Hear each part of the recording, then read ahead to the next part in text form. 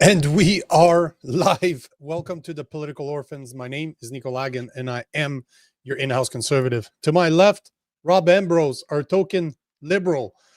Our goal is simple. We want to show you that it's possible for a lefty and a righty to not only get along, but to be able to have a civil conversation when we disagree. Because never forget, common sense has no political affiliation. Top stories of the day. First, Election Canada reports that 121,000 mail-in ballots went uncounted. Non-citizen predator who tried to have sex with a 15-year-old girl gets conditionally discharged to help him stay in Canada. Asylum seekers are flooding the St-Bernard-de-Lacolle border. Carney says that making a deal with the U.S. without tariffs is unlikely. And finally, Derek Reimer, the pastor who's been arrested time and time again for preaching outside of drag queen story hours, is joining us at 12:30 today to speak about his latest arrest. Get your comments ready because the show starts now. How? This is how we do it, man. Killed it. Good thing God you're doing that, damn! because I would have definitely mangled that whatever the name of that border crossing is that you said. Oh yeah, there's no St-Bernard-de-Lacolle. Yeah, Blah, blah, blah, blah, blah. St-Bernard-de-Lacolle is what I would call it. There you go. Yeah. Top of the day, Pam. Top Yes, of Pam. the day. How's it going to you? It should be a good show. Lots of good stories, lots of good topics. I'm actually pretty pumped for this Derek Reimer interview. I'm really fascinated by this story, and mostly just the hypocrisy of because I think, as someone who is not, certainly a Christian, sort of an outsider in that regard, when I hear those stories, I'm like, no, it had to be something more, right? Like, he couldn't have just been arrested for praying. After all, we see Muslims regularly shutting down Bloor Street and every other fucking place, and they're not. Of course, I know personally that it almost certainly was just that. He probably was just praying. But a lot of people, the average person is like, there's got to be more than that. It's got to be more than that. And often it isn't. No. And I'm curious to see what he says, because I believe when we last spoke, him and I, he actually sometimes do work with Muslim Haman. I can't remember what the term imams, is for their imams. Yes, yeah.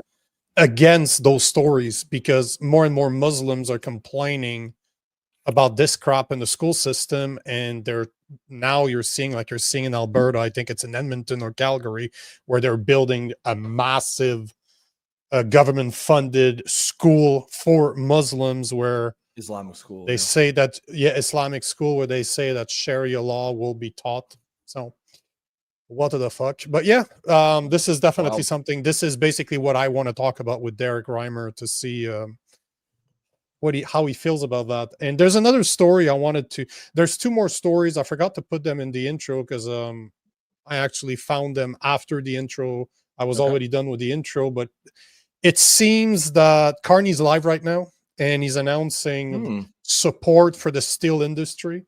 And that probably has something to do with the fact that he said that signing a new deal with the U.S. without tariffs is unlikely. So he's already promising. But it's okay to send $1 billion for ships to China, but making a deal with the U.S. is not possible. But making a deal with the U.S. is not possible without tariffs. So we need to support our steel worker. Yes, of course, right? And of course, elbows up all the way around. Elbows up, ass up, elbows up, ass down, elbows up. That's the way I like to fuck. There you go. Yep. And I need to do I'll do a tiny bit more research when we're rolling. But I saw a post earlier. I just need to confirm that it's correct. But it seems that it's been announced that food prices are set to go up 3 to 5%. That was the headline. So I just need to verify the sources. But thank you, Squirrel Nuts. Perfect reminder. If you're on X, make sure to make sure to follow, make sure to comment, and of course, reshare this stream just like Squirrel Nuts just did. But obviously, if you want to be part of the conversation, you want to shape the show, you need to join us at YouTube. the Poli Orphans on YouTube. This is always what you see going on. All the comments going on here are from the YouTube channel. So make sure to follow us there. Like, comment, subscribe. And if you believe that what Rob and I are doing, creating a place where we can have a discourse on politics, culture, a place where we're capable of having conversations between the left, the right, and people like us that are political orphans. I don't know where the fuck we fit anymore. This is the place for you. But if you believe that we're doing the right thing, encourage us. We do have a membership program on YouTube. It's $2.99 a month. So you can skip your Tim Hortons for today. And instead of drinking dirty water, just give it our way. Send it to us. That's right. Send That's it right. it to us for dirty words. Yeah, dirty water, dirty words. You have your choice. That's right. That's right. That is the best way you can support the show, of course. So with that said, what do you want to dive right into her? Yeah. So yesterday, we're going at 20 minutes here before Derek shows up. So we can bang this out. Try to get the first one out at least. We'll do it dirty. So Elections Canada, well, actually, it was Blacklock's reporter that announced yesterday that Elections Canada has 121,000 votes that went uncounted. 121,000 votes went uncounted during the last election.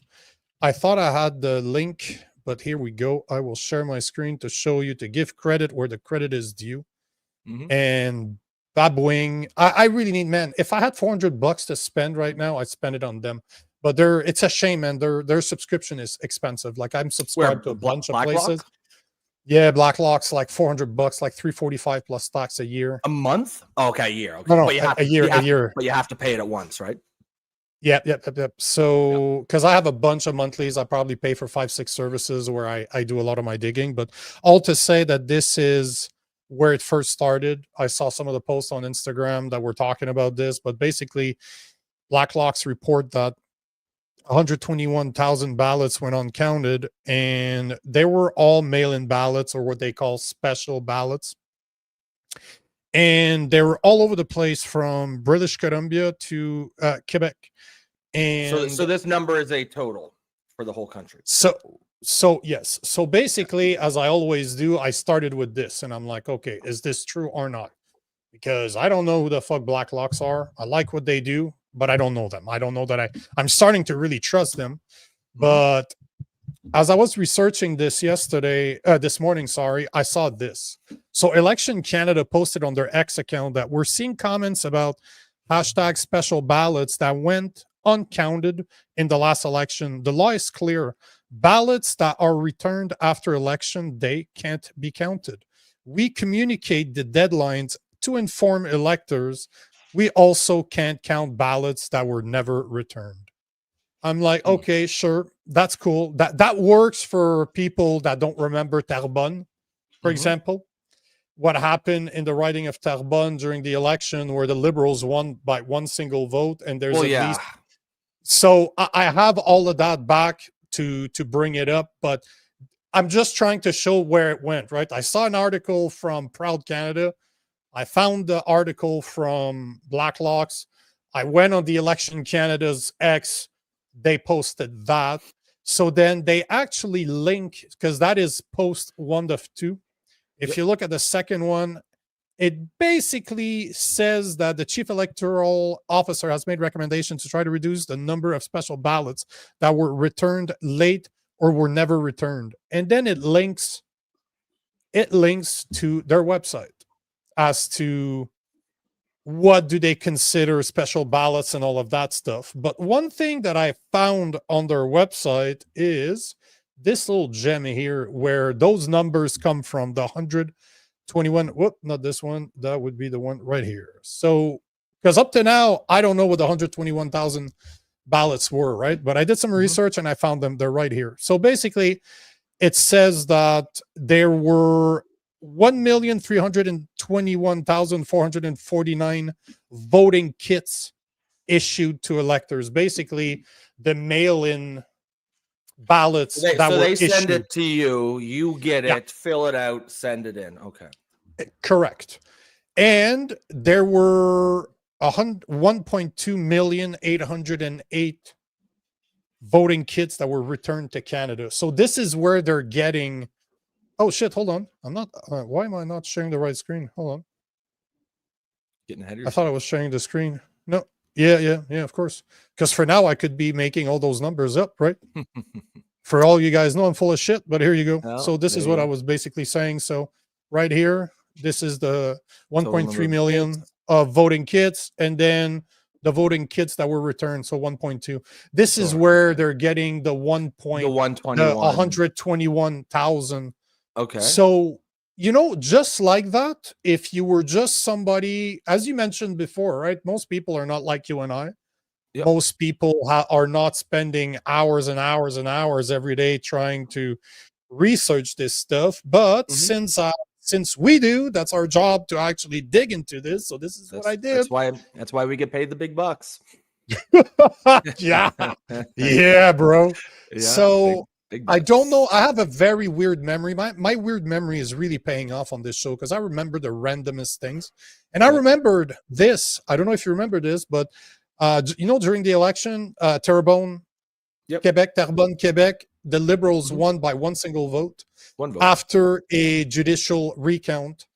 And even CBC, they're the one that first reported this. They were saying, and this is the article you're seeing now, that the Liberal won Terrebonne by one vote, but this woman's block ballot wasn't counted.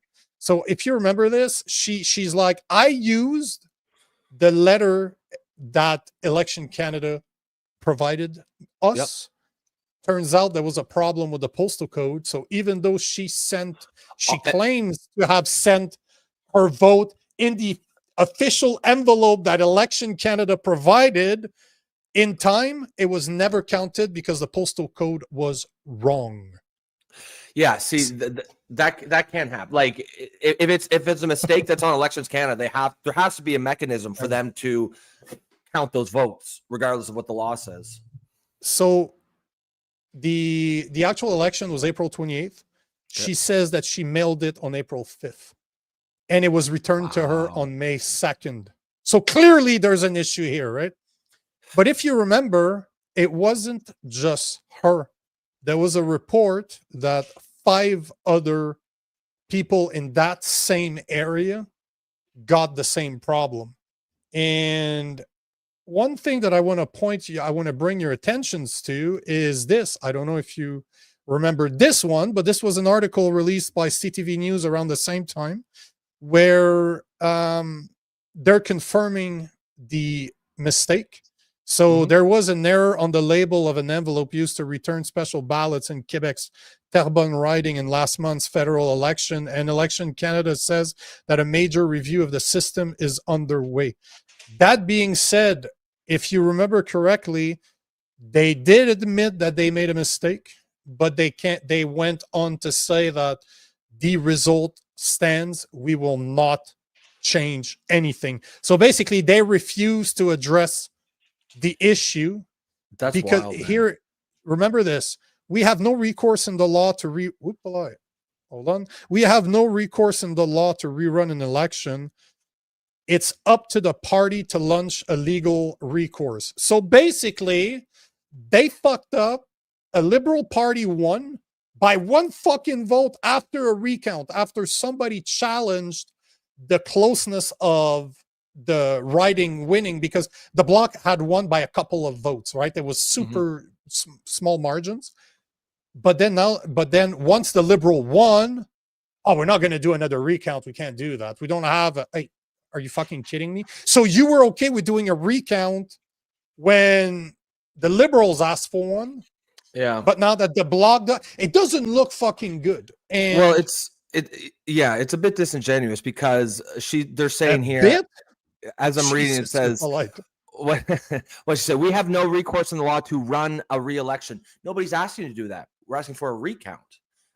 You know what I mean? That's like, so if people were demanding a new election, okay, but like that's not, they're just demanding a recount while counting all the ballots that were actually filed and sent according to the law. Now, that part you brought up about the X account, when they say, you know, we can't count ballots after the election day, okay, that's fair, but of course there has to be some mechanism. Like, are they?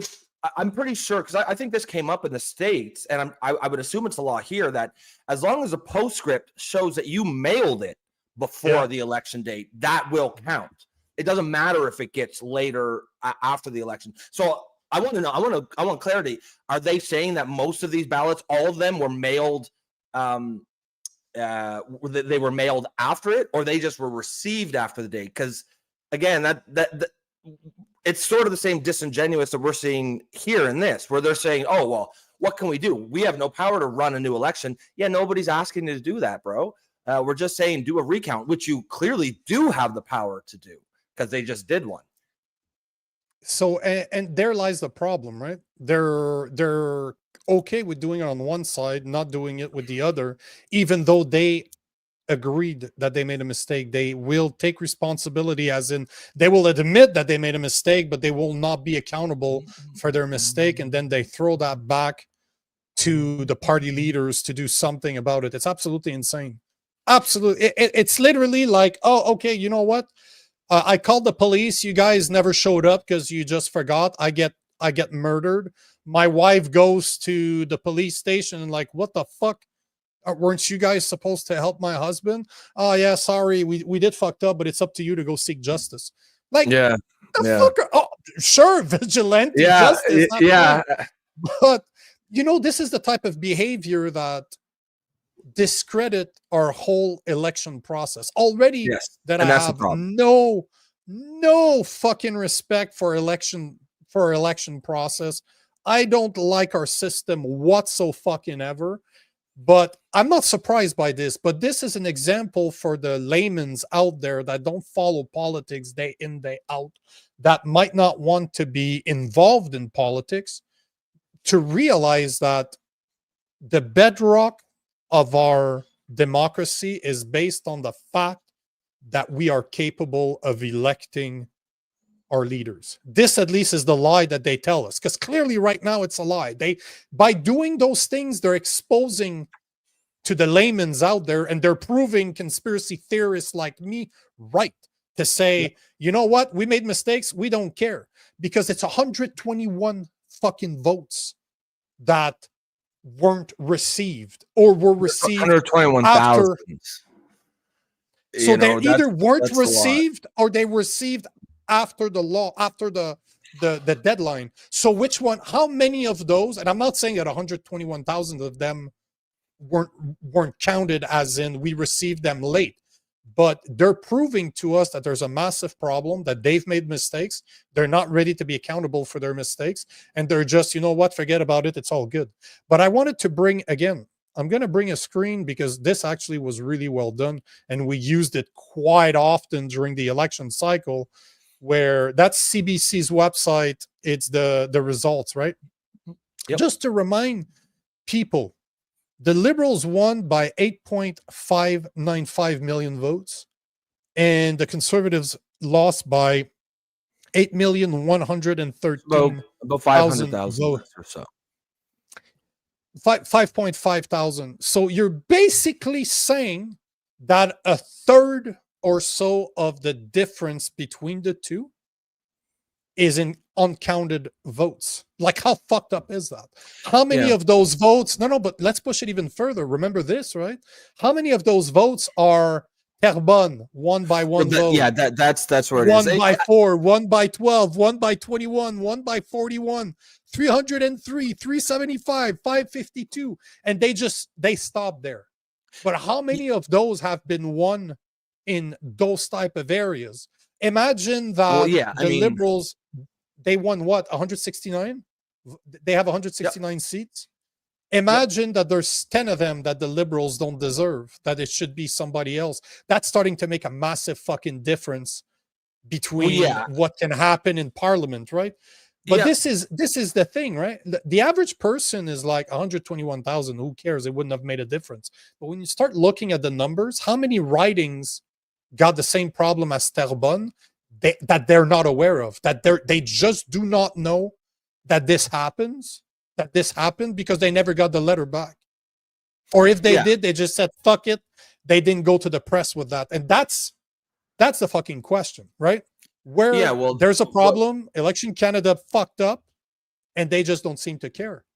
Well, yeah, like 121,000 almost certainly would not have changed the overall election. Mark Carney would still be prime minister, but could it have changed some of the races? For sure it could have, and almost certainly it would have, and that would make a big difference if you had, because essentially right now they do have a de facto majority.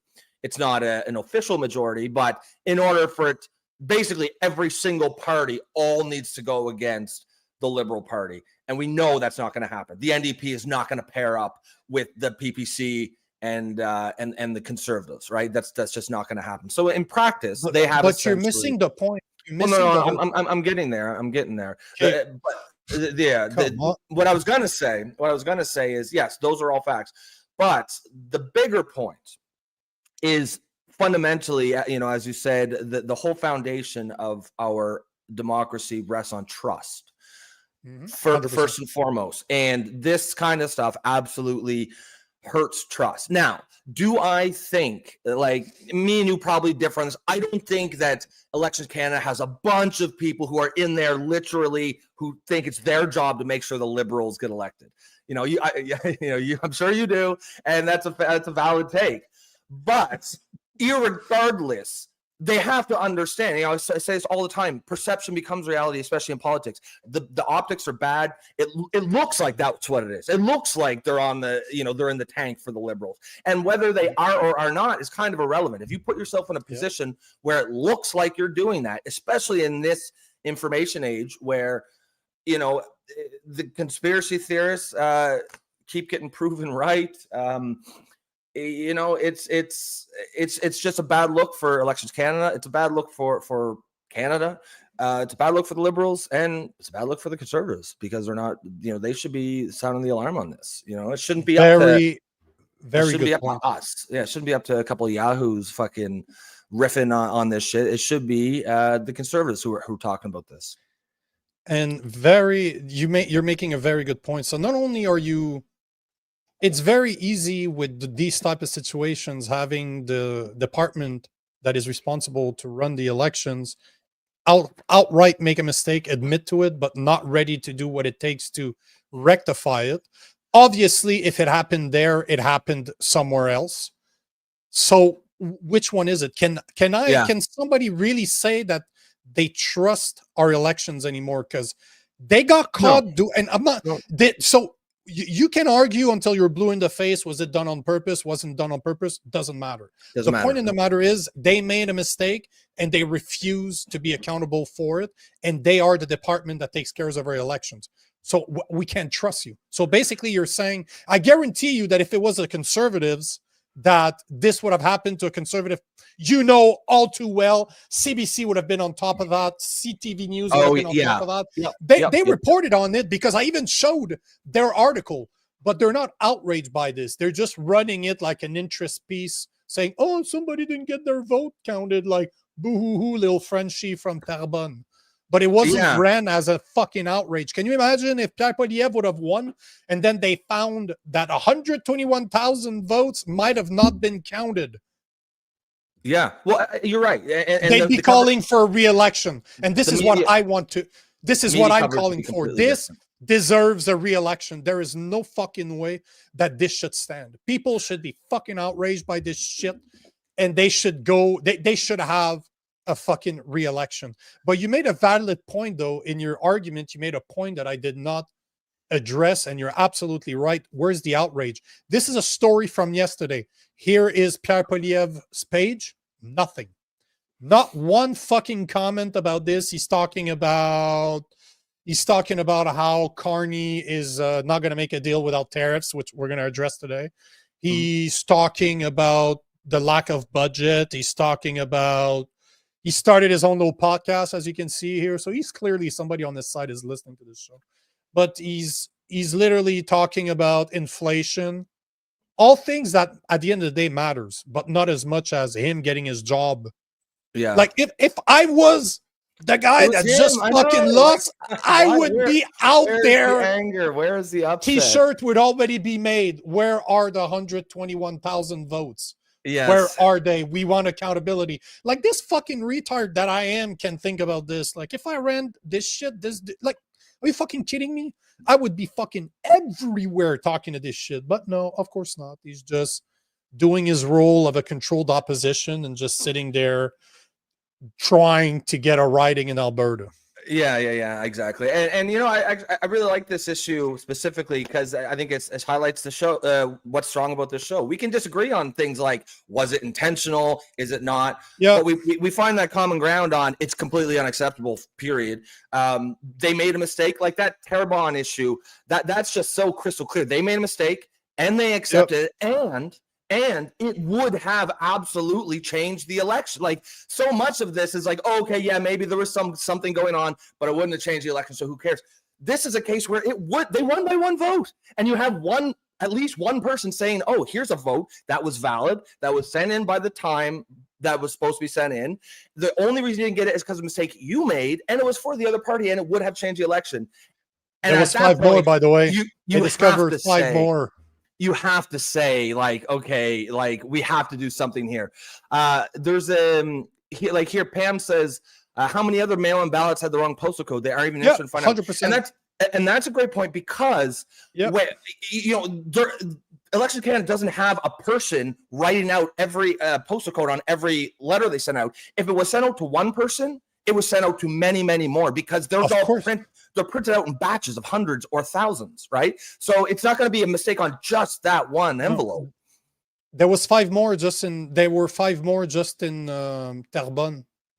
And that's the people who and again, this is CTV News that reported this. How many people filled out a ballot, threw it in, and then just don't really pay attention to the fucking news? A lot of people, you know what I mean? Yeah. That's the kind of stuff that really really hurts trust in the democratic process, and it can't work without trust. Trust is the glue that keeps it all together.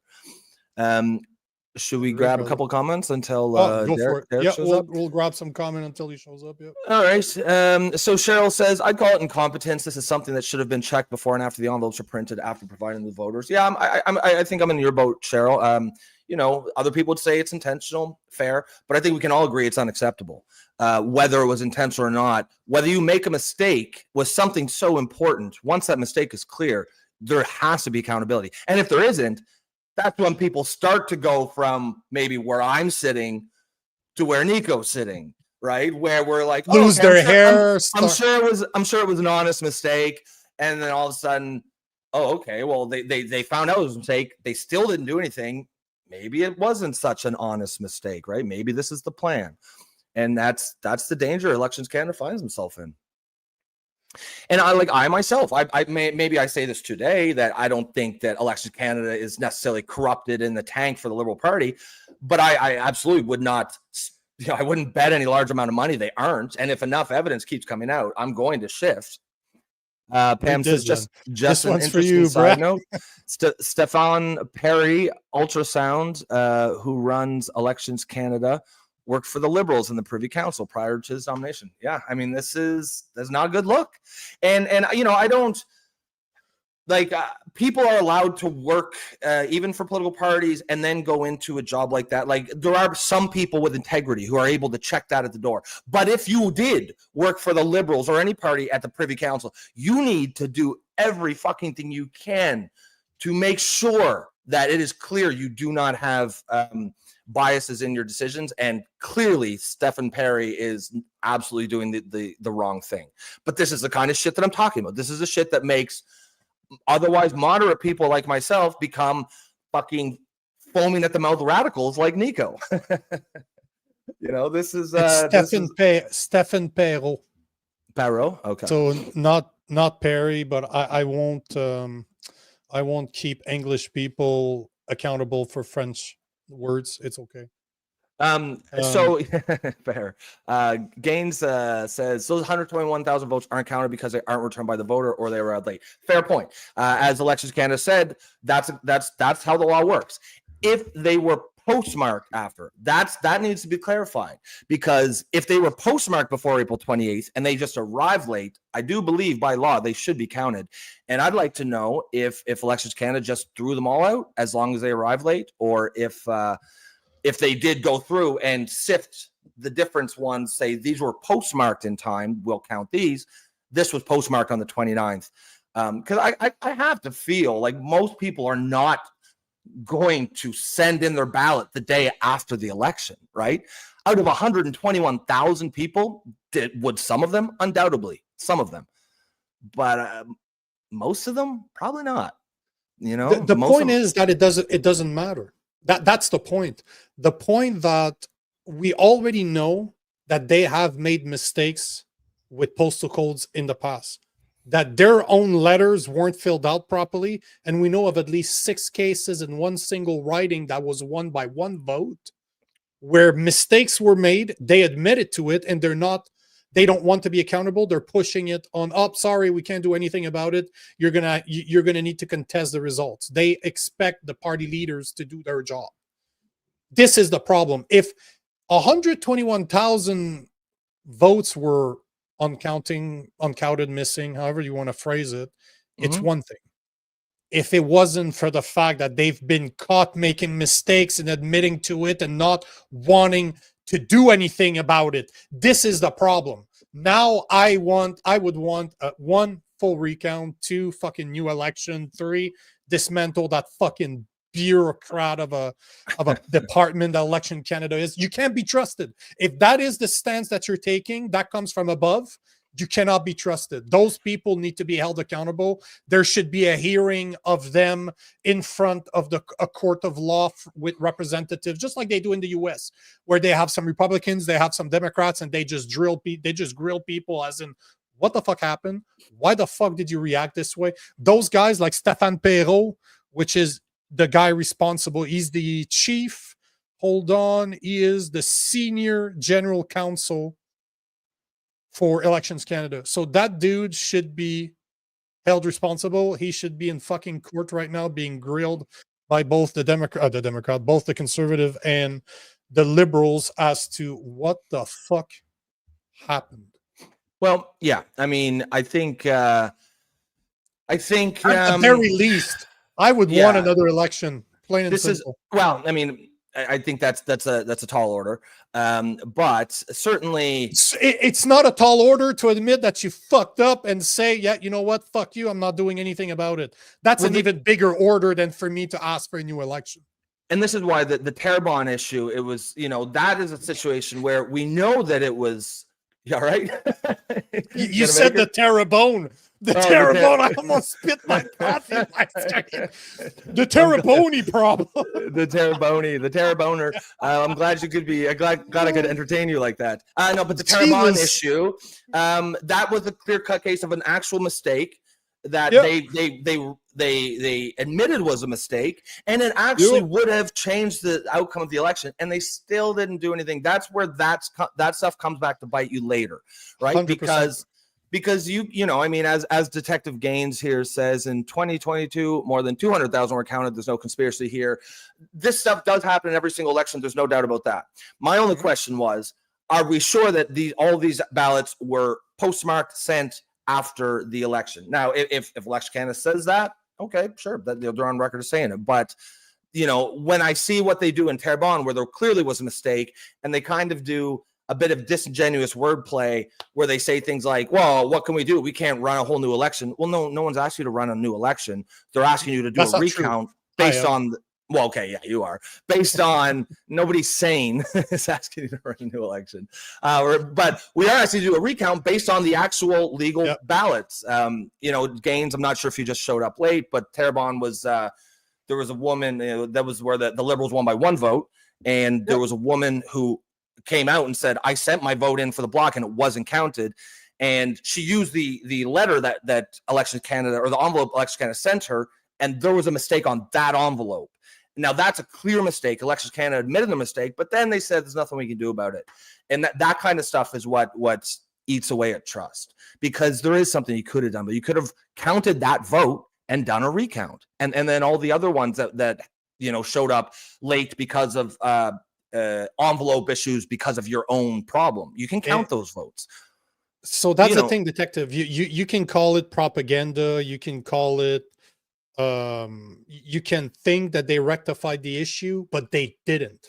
It is not propaganda at this point when you have the organization or the department that is responsible for the election in Canada tell you we made a mistake and it happened on six different people in the same fucking riding of Terrebonne that was won by one single vote. My whole point is how many other postal codes were wrong in different riding. And obviously you showed up late because I proved my work. I did the research. I could show you at least 10 riding that were won by less than 500 votes. So how many of those would have been affected? That's the thing. You're talking about 121,000. This is not just one single city in Canada.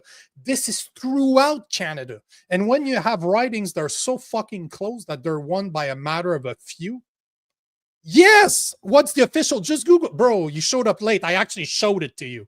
But the point of the matter is, because I'm seeing... it was from Election Canada's ex post. They basically said, we're not by law, we can't require any letters, any votes that came in after the vote. And that's fair. That's fine. No one's, we're just, all I'm asking is that all it is? Or are there some that were postmarked before? It would be a pretty easy clarification. Bro, come on, man. Hey, bro, I'm going to have to call you out on this. Don't do that. I think you know enough that I don't do memes here. I do hours of research on every single fucking topic that I bring here. I don't pay attention to memes and think this is news. No. I literally, if you would have showed up earlier, I would have showed you exactly how I went. And from their website, I can prove those numbers. And I showed them, and I can show you the statement. I showed the statement from Election Canada saying that we made a mistake, but it's not up to us to rectify the mistake. The party leader will have to challenge our result, yet they had just did a full recount at the demand of the Liberal Party. So, brother, come on. You know us better than that. We're talking about everything we're talking about here is just like facts. When we talk about numbers, these are like consensus agreed upon facts. These aren't controversial. Gaines, I just want to respond to this. He says these issues are being conflated intentionally, sowing mistrust in our elections when Canada has probably the most secure and reliable elections.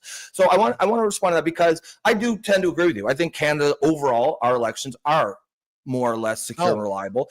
Nico doesn't. That's fine. But my whole take is, this is why it's so important, because in this day and age, you have to be above reproach. It is important, extremely important, to make sure that you dot every single I and cross every single T. And if there's a situation where in Terrebonne they made a mistake, they should rectify it. They should take accountability, especially in a race, a riding that was decided by one vote. You can't even say, oh, it wouldn't have changed the election, because it actually would have, and they still didn't do anything. That's the kind of stuff that when you see that, and then you see the 121,000. There's always ballots that come in late, and that I don't have a problem with that. I don't see that as a conspiracy. I'm not calling for any new election, but I do want to know, have they gone through and verified that yes, these actually all were postmarked after the 28th, not just received after the 28th, because that's a big difference.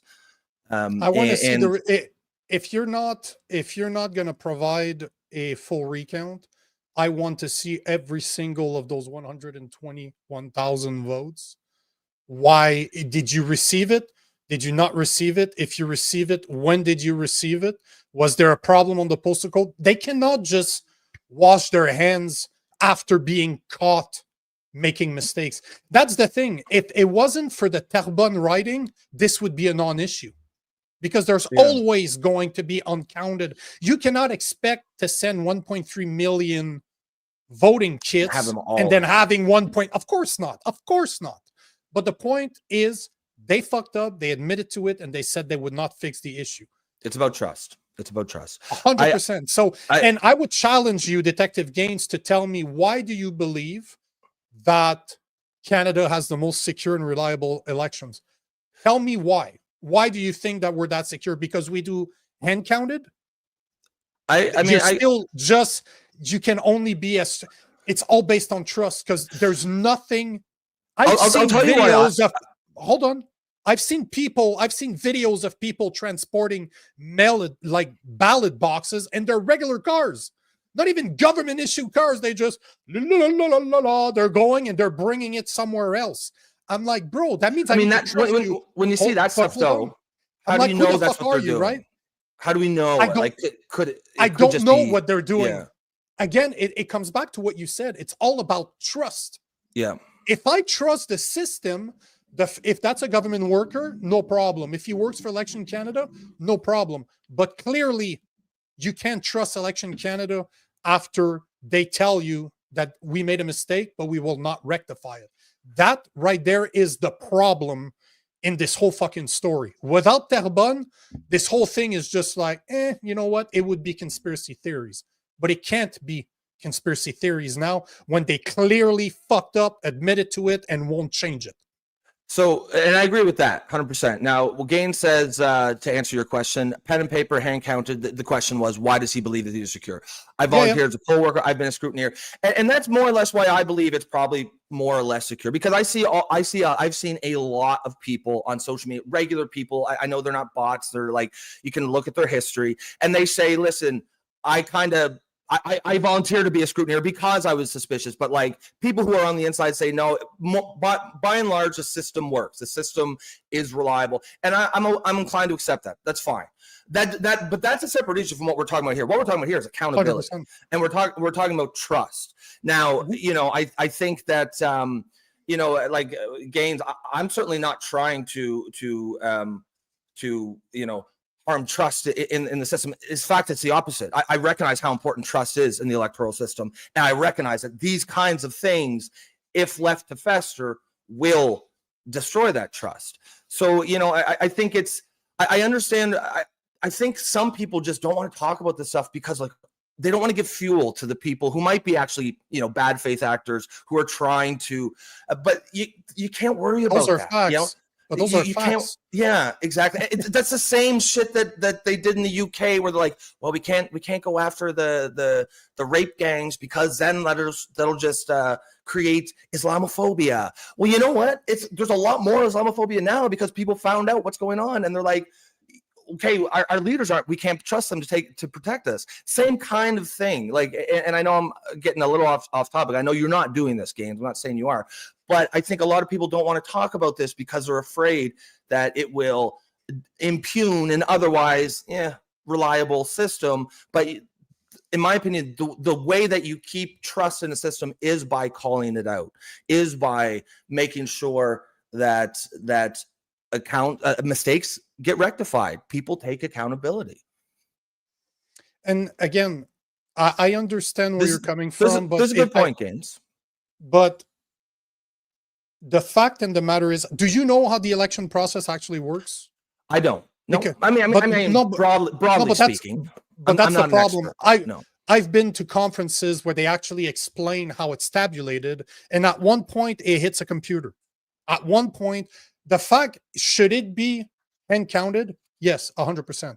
But you still need to trust the person that is doing the hand counting. Then you need to trust the person that will take those results and put them in a computer that will go to the Election Canada's database, where it will be tabulated on a national level or on the provincial level first, then a national level. But the point is that you need to trust every single step of the process.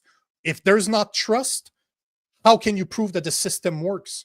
And in this case, you're literally talking about the heads of the Election Canada department saying that we will not do our fucking job even though we fucked up. So how many of those steps? So sure, maybe where you participated and you scrutinized, you made sure that everything happened. That's fucking great. But the jackass that's behind that let's say is a liberal voter. And I'm not saying this is what happened. I'm just saying that it opens that door to start doubting every single step if the direction, the people at the top cannot be trusted. That's the point I'm trying to make. So what the fuck are you supposed to do when at the local level, maybe you know the people in your county and you're riding, you're part of it, that's fine. But now who's making sure that the people that entered those numbers are right? That they actually didn't skew them. This is the problem. As soon as you show me that I can't trust you, I'm going to start doubting every single step of the process. And that's what you should do as a critical thinker. You cannot hide under a rock and just say, oh, no, but that can't happen. Of course it can happen. You have Election Canada telling you that they won't do their job after fucking up.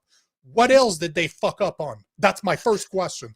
Yeah, it's similar to how, you know, in a trial, if someone's there, a witness will often be badgered by the lawyer, try to get him to lie about something, even if it has nothing to do with the case. Because once you lie once on the stand about one thing, I mean, famously, obviously, O.J. Simpson trial, Mark Furman, the detective there, said, I never said the N-word. I would never say the N-word. And then they had tape of him saying the N-word. Had nothing to do with the O.J. Simpson case whatsoever. Once they prove that as a lie, everything else he said is out the window. And it's kind of the same thing. Now we've talked about a solution before that I think would fix a lot of this. And that's every single spoiled ballot or ballot not counted should be put on scanned, put on a website. That's it. I don't like, okay, people say, oh, do you know who gives a shit? If you value our electoral process, then whatever the cost is, if you have to spend an extra $500,000 to employ 20 people who do nothing but scan spoiled ballots, and there aren't that many, right? 10 people could get through 120,000 in a couple weeks or whatever. And that's all. They don't have to assess them. They don't have to. What will happen is the internet. People on the internet will spend time. There are people who will look through every single fucking ballot. And then if there's actual irregularities, they will let us know, and then we can go and see. That will get rid of 95% of the problems here. And you know what? You're making a very good point that I forgot, because on top of those 121,000 that potentially could have been a problem, you had all those spoiled ballots in there. Yeah. At least 10 ridings where there was more spoiled ballots than the difference between the winner and the second place. Again, they never explain to us what happened. They never tell us why. Oh, well, there was a problem like that guy couldn't follow the circle. Okay, sure. But as you said, prove it to us. What does it take for you to take a picture, scan it, explain to people what happened? And this is the problem. We are not seeing any type of accountability. And as soon as you remove accountability from the equation, this is perfectly said. As soon as you remove accountability from the process, to me, where there's smoke, there's fire. And in this case, there's way too much smoke for there not to be fire. And this is the way I see it too. I would push it way further to say that this was all planned. Mark Carney was selected, but that's not the point. The point is that there is enough smoke right now to say, how big's that fire? Was Terrebonne just a single exception out of all the hundreds of writing? Bullshit. But you open that door. You open that door to be scrutinized on absolutely everything by admitting to your problem and saying, you know what, not our fucking problem. Yeah. I mean, people will be far more forgiving if they just admit that they made a mistake and then actually rectify it. Because then when you're saying the things that you're saying, someone else who is trying to maybe take Detective Gaines's argument could say, well, no, look, they have made mistakes, they've taken accountability, and they've rectified them. So there's no reason to think that there's anything going on that's make sure everything's above board. But we don't have that when this is what we see. All we can go by is what we see. I mean, in some ways, that's the internet is supposed to be this giant information age, and of course it is, but we get drowned in it. It's a fire hose of information, and all we can go by is what we see. And that's why institutions, they need to take this into account. They need to go above and beyond in terms of transparency. They need to go above and beyond in terms of letting us know that we can trust them, that there's integrity in the organization. Even if you believe that there is integrity in the system, you should still be pushing for extreme transparency. All right. Yeah, I'll take a couple of these questions here. Devil is Due says, how does that happen in the East though? Because in the West, I didn't think it did happen. It happened in BC. Very much ballots that they didn't get accepted. What are we talking about here? Just like how many ridings were determined by a really small amount? there are 121,000 ballots across Canada. Okay. From what they were saying, it was from BC to Quebec. Now, the problem is that, and as you said, the problem is that we don't have all the details. They won't share that information. This is the problem, and this to me looks even worse. If you're not ready to show, you admitted to an issue, but you're not ready to show the problems, that's not good, man. That is even worse. Yeah. It's just, you should just do everything in your power to remove any doubt. And I'm sure some of these bureaucrats sitting there be like, oh, hey, we followed the letter of the law. We did everything. And I'm sure that they probably did. But like, clearly those laws are written before a time that, like, the information era that we live in. It's not just enough to do just the bare minimum. You have to make it your job to make sure that no one can ever question you. And that should just be the guiding principle of all government agencies, but especially Elections Canada, especially in this day and age where whichever side wins, there's going to be people on the other side saying there's election, it's crooked or it's rigged or it's fixed. And so they need to understand that. They need to do every single thing they can to give the rest of us the power to disarm those arguments. And they're not doing that right now. And see, this is the other problem, just like you explained. So this is Terrebonne. So another part of Election Canada, you can go per riding and they will show you the votes for every single party. But one of the lines, and we've covered this, and I talked extensively about that on my Instagram account during the election, it's this here. Rejected ballots, 840. So not only do you have at least 6 proven mail-in ballots that were refused because of a mistake that they made on their envelope, you have 840 rejected ballots in that riding alone. Why? What are those? So why did you reject them? Like what the fuck is going on here? Like that number 840 that you highlighted, that should be a link that you click on it and it just brings you to a page where you can look down. They don't need to analyze every ballot. The internet will do that. Put the internet to work. Don't worry. There are people out there who will look at every single fucking ballot. But like, it's a simple fix. It's an easy fix. It would get rid of 90% of this shit. And I know people say like, oh, do you know, that would be expensive. Who gives a shit? If you value elections, you have to prioritize the integrity of them and the perception of the integrity of them. That's probably, well, it's not as important as the actual integrity, but it's not too far behind because, as we all know, perception will become reality. And it's an easy fix. It's not that difficult. I mean, 840, right? One guy could do that in an afternoon. Just fucking scan, post, scan. Well, maybe not a government worker, probably a week. Well, yeah, but, yes. but still. Detective Gang says they need here's another one. Like, this is another writing. Look, they won. The Conservatives won by 4. Okay. Spoiled ballots, 458. And that should be I can go on and on and on and on about this. There was at least 10 to 20 that were exactly like this. So yeah. Gain says they need to do a full breakdown then how many didn't show up, how many are late, and then after those are excluding, recount the rest. Amen, brother. This is exactly our fucking point. And however you think that it was done on purpose or not, it's irrelevant in this conversation. Yeah. I'm not here to convince people that there's a guy behind the scene that just that's not what I'm saying. Yep. I'm just looking by the fact to say this does not look good. There's a problem. It 100%. needs to be addressed. And Gaines says, yeah, transparency every step. You guys are right. We should be able to review each ballot if we so wanted. It wouldn't take that 100%. Much. It'd be pretty easy. And again, great topic, great conversation, because I think it shows one of the strengths of this show. We don't all have to agree on things like, was this intentional? Is this a great conspiracy? We can debate it if we want, because it's just kind of fun to talk about that shit. But what we can all do with the common ground here is you can't have that kind of behind the scenes, inside baseball. The best thing, even if you could be the biggest booster of Elections Canada, think they're the best organization in the world, you should still be pushing for this stuff because you want to make sure that everyone knows what you already know, that they have integrity.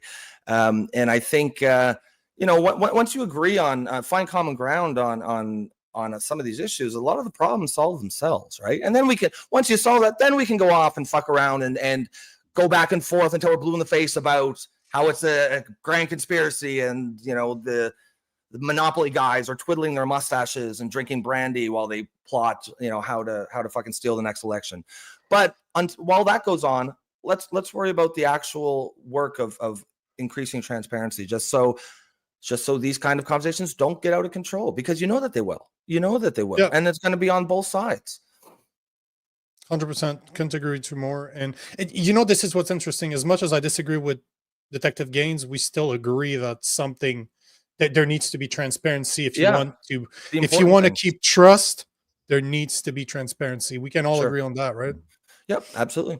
Anvil says, absolutely prioritize integrity. Create an independent group that does one job, making sure voting is smoother. The biggest reason for this, conspiracy theorists. They'll scream everything. That's exactly my point. Hey! Here we have a conspiracy theorist and one who is not, and we're both on the same page, because at the end of the day, my take is you don't want to give people who, and I know Nico is not bad faith. He genuinely believes this, but there are definitely bad faith actors out there who will. It don't matter what they actually believe. They will do whatever it takes. They will use whatever ammunition they have to discredit the system, just because they're nihilists and that's all they care about. Why give them the information, the ammunition to do that? Why do it? Yeah. So we're still waiting for Derek. Obviously, it might be a little bit later. Are we? We'll just keep going, and then 100%. We'll just put a pause in it. Should we move on to the next one? Because this next story, oh man, this really stuck in my craw, as you might say. In your my craw. It really grinds my gears.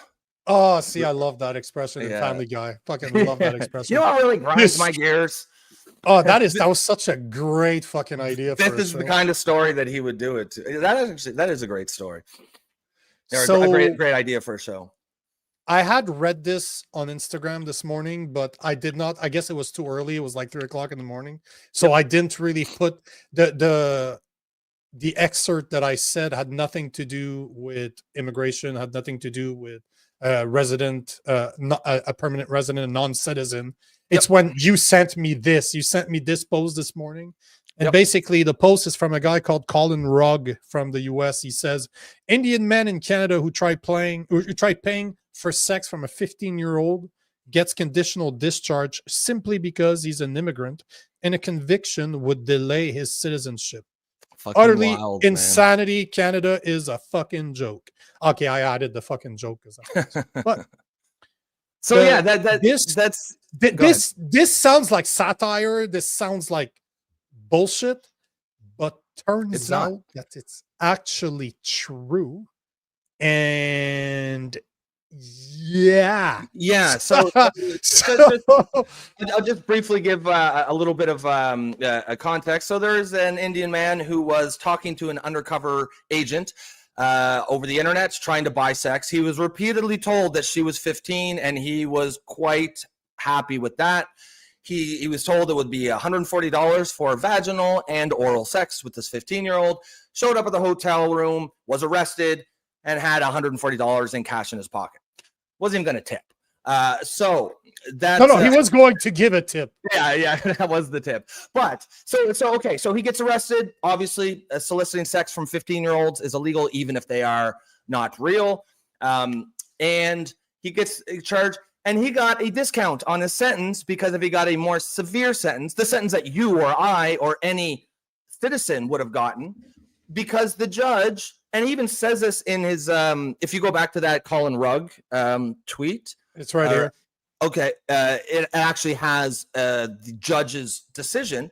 He says it will affect his ability to stay in Canada and his ability to bring his wife over here in Canada.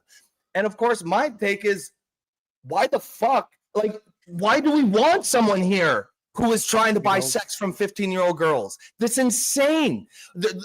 Like, this is pedophilia, right? This is considered pedophilia. Everywhere you look is this two-tier system. So like me or you or any citizen would get a more harsh sentence. He gets a discount on a sentence for the same crime because it might affect his immigration status. And it should affect his immigration status. He should be getting the fuck out immediately. Do not pass go. Do not collect $200. Get the fuck out. I don't want that kind of person in Canada, period. Now, if they're already a citizen, okay, throw the book at them, put them in jail. You can't. No, I don't care. No, oh yeah, you can. Absolutely. If you weren't born here and you do crime, you're no. I'm talking about someone born here. I'm talking about someone born here. Oh, this is so bring him behind. This is a bring behind the shed moment. Yep. Yeah. If you look at granted citizenship, sure, strip it for sex crimes against kids. Absolutely, no. That's pedophilia. Let's call it what it is. This is considered pedophilia, plain and fucking simple. She's underage. He's 30 years old. And this is what the judge said. Mr. Khan is a permanent resident seeking Canadian citizenship and a professional licensing, wrote the judge. A conviction would not only delay his citizenship by 4 years, but could also prevent him from sponsoring his wife and obtaining his engineering license. Fuck that guy. Not delay his immigration. Oh, yes, it should. Yep. It shouldn't delay it. It should fucking expedite it, frankly. Expedite it as in get the fuck out. 100%. It boggles my mind how this is even. What is the constituency? Who is the advocates for keeping pedophiles in Canada that are not citizens? We have enough of our own fucking pedophiles. Thank you. You know what I mean? There's enough that were born here that we can't do anything about. The ones we can, why? The fact that she wasn't a real 15-year-old is irrelevant. Completely it doesn't matter. Irrelevant. That's a sting operation. This is a sting operation. So does that mean that the police cannot arrest anybody else? Like they can't have any other undercover cop anymore? Oh, sorry, you weren't real. Sorry, you weren't real. Exactly, are you fucking kidding me? Are you fucking kidding me? That's what undercover work is. And exactly, you know, the thing to keep in mind, and this is the part that blows my fucking mind. We're talking about a pedophile, a permanent resident pedophile. Why the fuck do we want that here? Pedophiles, please. What? Exactly what? Right. So. Why the fuck do we want that here? Why do we want a guy like that here? Then I did some research this morning. I could not find a picture of that motherfucker. Because that is the type of asshole I would plaster everywhere. Those guys need to be recognized. They need to be shamed. They need to be dealt with. I don't want to get us banned here. So I would call it behind. That's what I call a behind the shed issue. It's plain and simple. This is not the type of guy we want here. No. Send it back to where the fuck he came from, which is India. Fuck his wife. Fuck him. They can all suck my fucking nuts. And the judge needs to be held accountable. That fucking judge needs to he needs to be stripped from his justice license or whatever the fuck, because he's a lawyer if he became a justice. So he needs to be stripped from his role and he needs to go to fucking prison. That guy needs to serve time too, because this is fucking bullshit. Accountability. Again, just like Election Canada, the story we just covered, this is about accountability. Oh yeah, we need immigrants that much that we need pedophiles here? Are you fucking kidding me? It boggles your fucking mind. So the name of the judge, by the way, it's Justice Paul Thomas O'Mara. That's where the change is going to happen. Naming and shaming these judges. It's not going to happen in the law. Fucking percent. No, shame those guys. Shame those fucking guys. And you know what? What if it would have been your daughter, asshole? Yeah. And maybe it is next time. Right? Maybe next time it's a real person, right? It's just I don't understand this fetishization that the political left has of the immigrant as this like above this holy species of people who are above reproach. And if they do something wrong, well, it's just because they don't know any better, right? They're not from here. So why the fuck are they here? Even more reason to kick them the fuck out. It's just I don't understand. For nobody should for 1 second worry about the concerns of fucking pedophiles, right? If we could get rid of every single pedophile who was born here, I'd say we should do that too. We can't. But we can get rid of these ones. We can get rid of these ones, and we should. It shouldn't even be like, you know, we've discussed this about the Muslim prayers in shutting down Bloor Street and how no other religion, or at least Christians, would never be allowed to do that.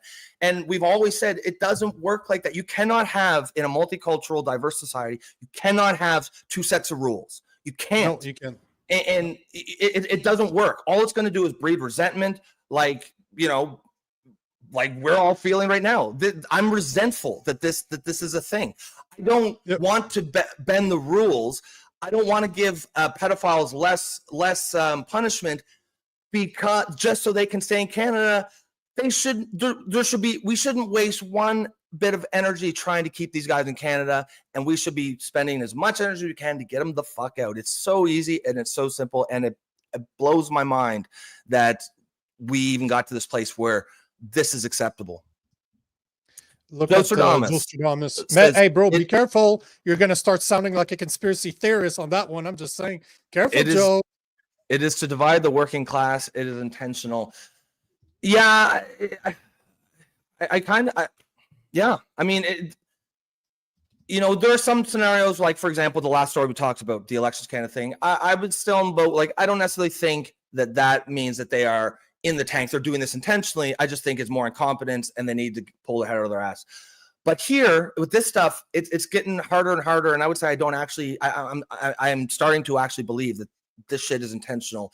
It's designed to keep us divided. You've got this extreme immigration policy that really started. I mean, it's been going for a while, but really kicked up right after COVID, where they essentially, Nico, my tinfoil hat is made of titanium. Where what, Joe? We can disagree so much, you and I, but when we agree, we just fucking agree. He's a cool dude. Although your hair, you can go fuck yourself with your hair. Yeah, outside of that, bro, all good. Yeah. Oh yeah, we'd have a beer with Joe. Man, so much of our listeners just feel like we'd all just have like great conversations sitting around a campfire. My wife's sitting on the couch right there. She's just yeah. What's wrong with you, bro? What the fuck's wrong with you? What is wrong with you? There's nothing wrong with me. You chose to marry me and to have children. Yeah, She's what's wrong with you? What's wrong with you? Marrying this guy, brother. My son. Everybody that sees him, they're like, Jesus, he looks exactly like you. So they created poor kid. We created a me. Yeah, mini you.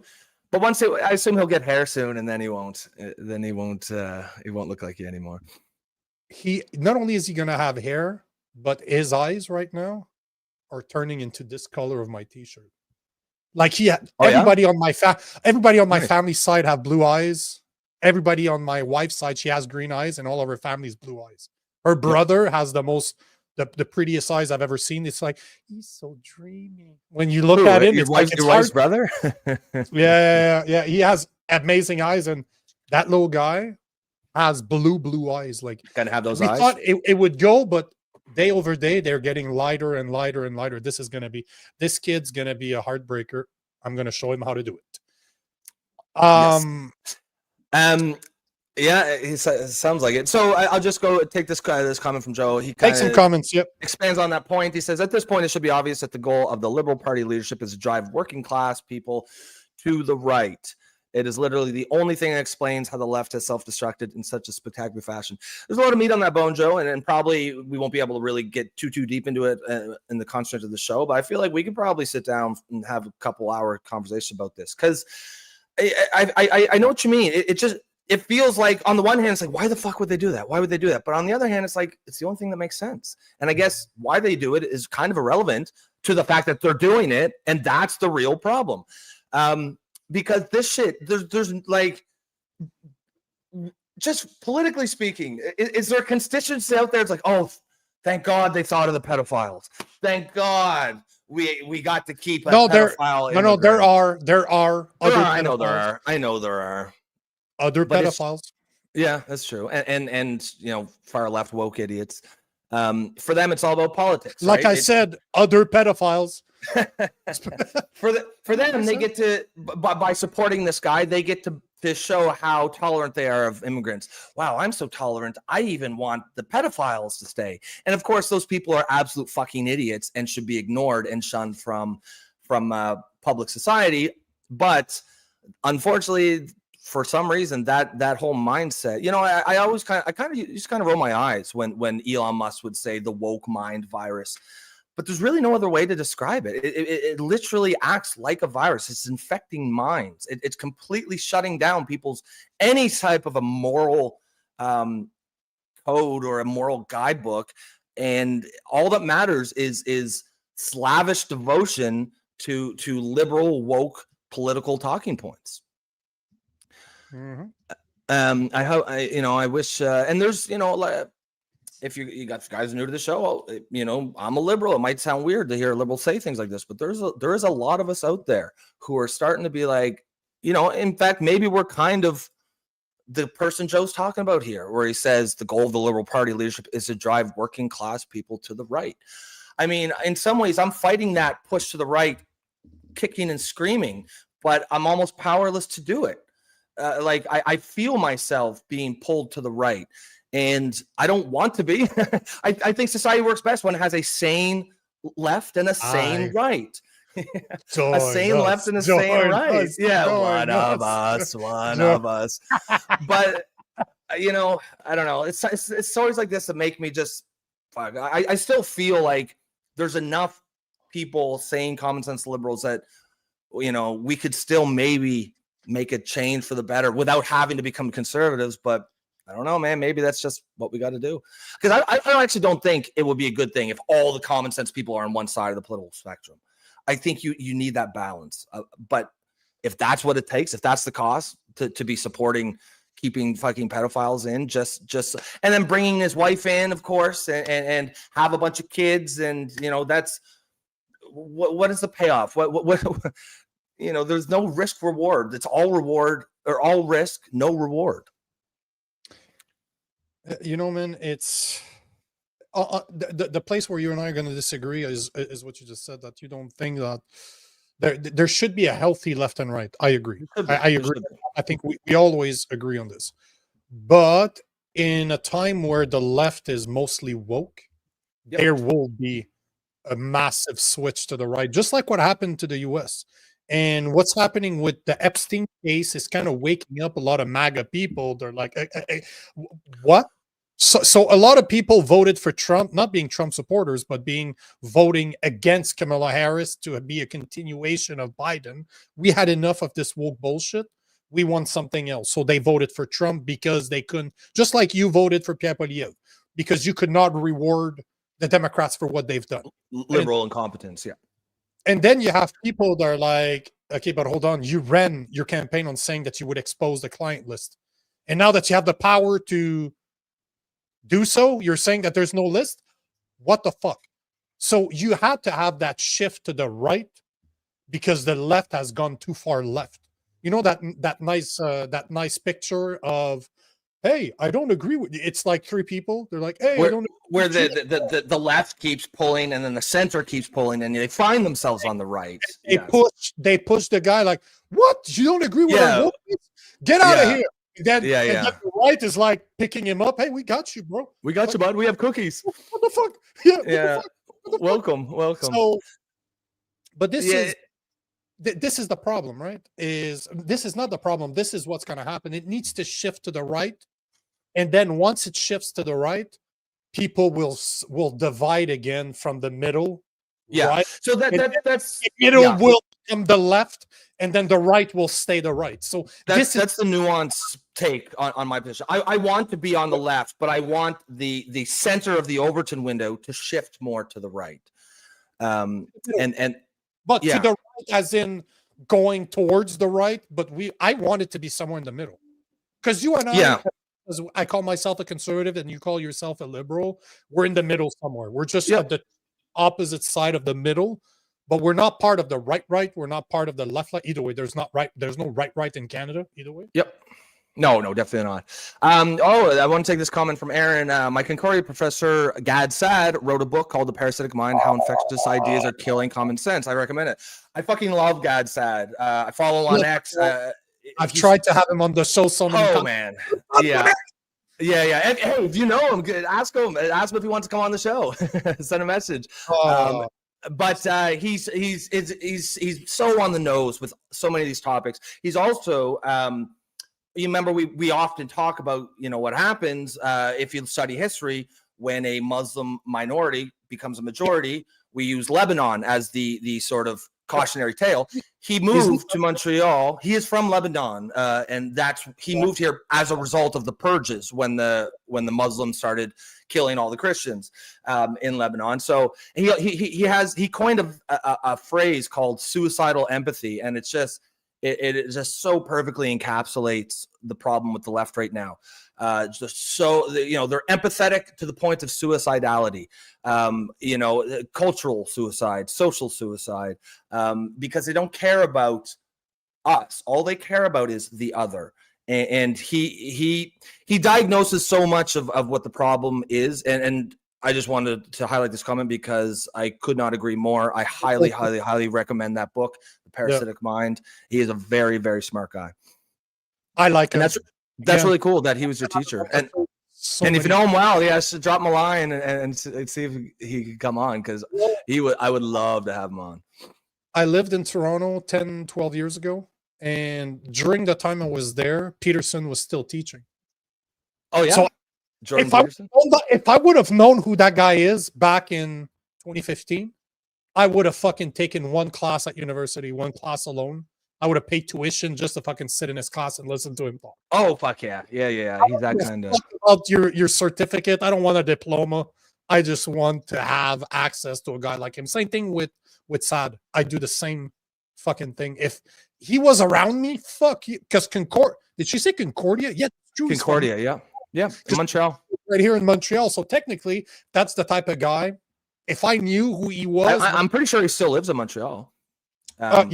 He does. But my point is that if I knew that he was teaching, if I knew the caliber of person he was, I would Concordia just to sit down and listen to him talk. That's it. I don't care. Fail me all you want. I'm not taking your exams. I really don't give a fuck. I just want to listen to you talk and kind of debate your ideas. That's all. Yeah. Or even just kind of like listen to them, right? Because he's in the back. Yeah. Put me in the nosebleeds. Yeah, exactly. Aaron says, unfortunately, I do not have any social connection to him. He's in demand right now. He absolutely is, and that's probably why he hasn't gotten back to us. But he's kind of everywhere. Only reason. Yeah, that's it. That's the only reason. He's a little busy. He'll have his people call our people, and Joe Stradamus says no reasonable person should support tranny pole dancing at a kid's library. Exactly. No reasonable person should accept pedophile immigrants. It's wild. It's wild that this has to be something that we're even debating on a podcast. Angry Canadian says, secret fact, in my neighborhood, we couldn't call the police on a pedo. Now, you're going to have to explain that. That's wild. What do you mean you couldn't, as in the police wouldn't care? Or do you just mean like your neighbors would, like socially, they would look down on it? Like, yeah, what's the story behind that? Joe Stradamus. I don't know what's worse. The police to do something and your neighbors.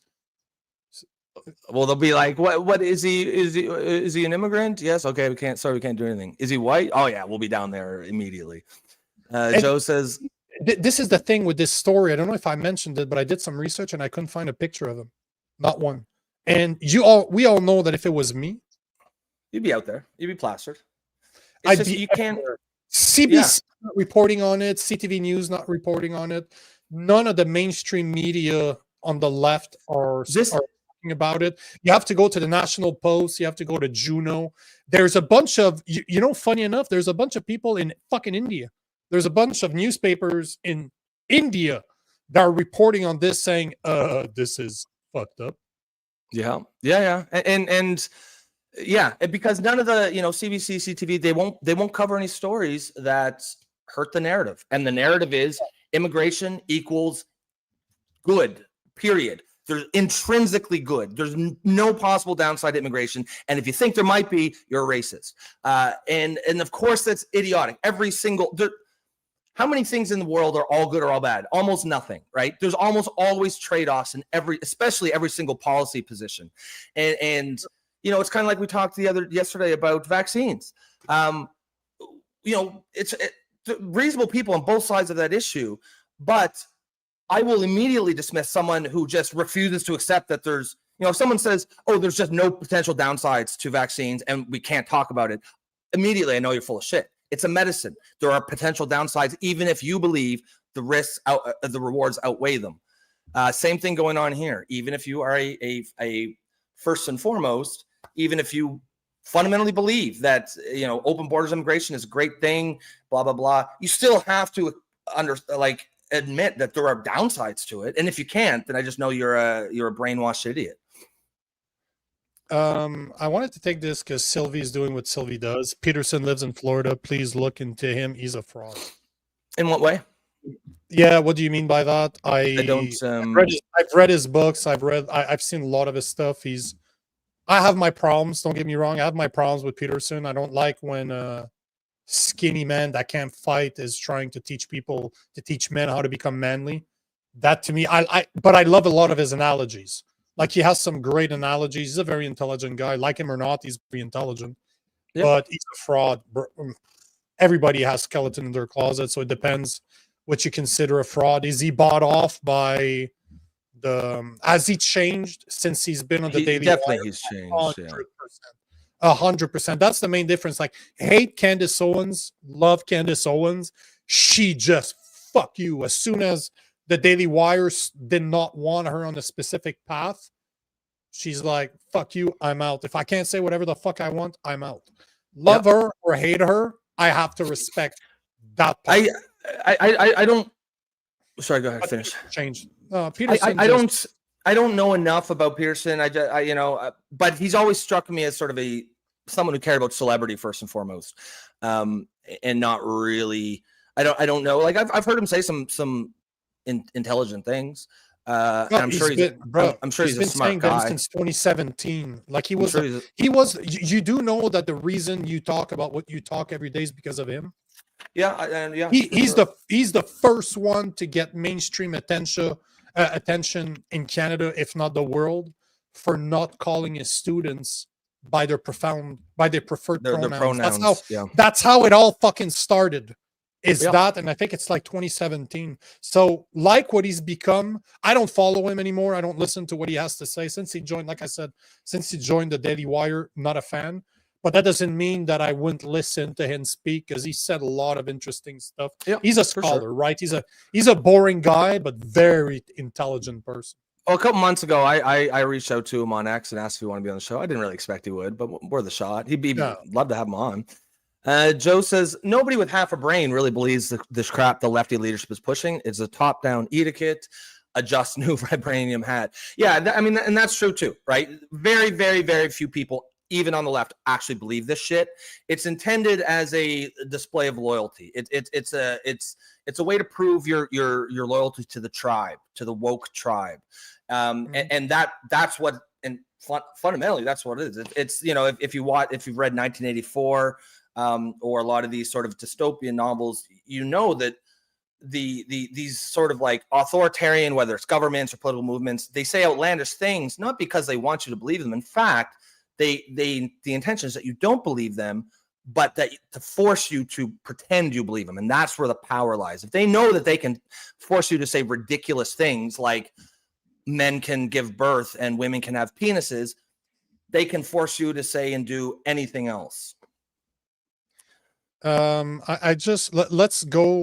change to the next topic after this one, but I just wanted to address this. Jordan Peterson is a weak, misogynistic, drug-addled prick. So drug-addled, he was on shit. What was the drug?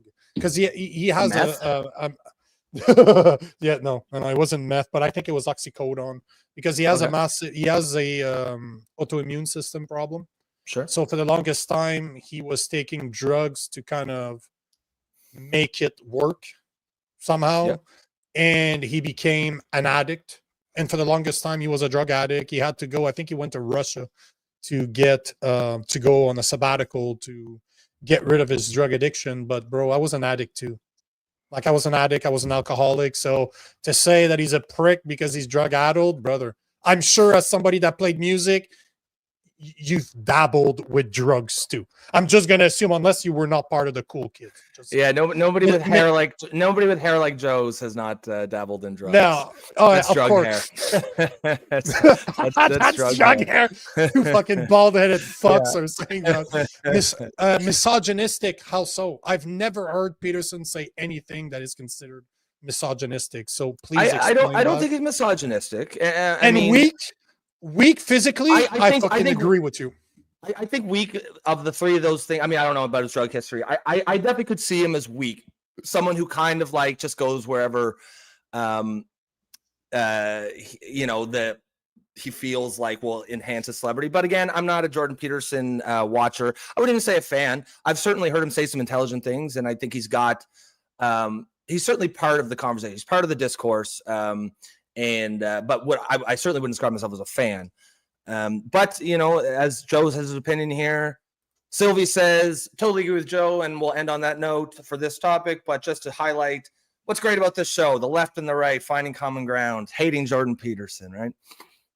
I don't know about the weird videos with his daughter, but he is a sellout. That I agree. I completely agree with you. Sellout. That's probably the best description. Yeah, 100%.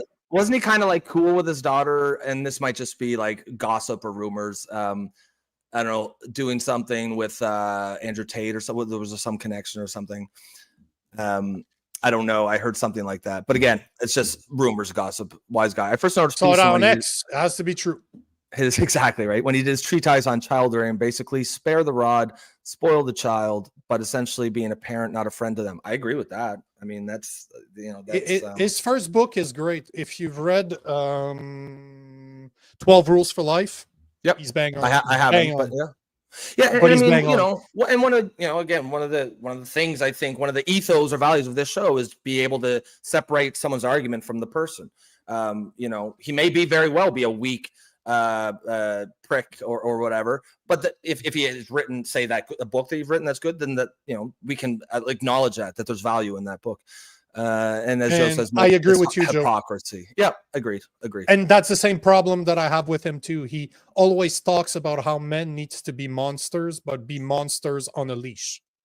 As in, you need to have the capacity or the capabilities. You need to be trained. I agree with that. As long as you're the one holding your own leash. But we both of us agree with this. But you look at Jordan Peterson, he couldn't fight himself out of a wet paper bag. He's literally a string that can't. He's an intellectual. That guy's never been smacked around. Yeah. Like I could literally go on stage, pick him up like a sack of potato, put it on my shoulder, and basically do whatever the fuck I want with him. So and this is no, but this is my. What do you want to do with him? Why he's too skinny, he doesn't have enough hair. Exactly. Joe, on the other hand, Joe, you know, but it's but it's all to say that I agree with you that there's hypocrisy. I agree with you that he's a sellout.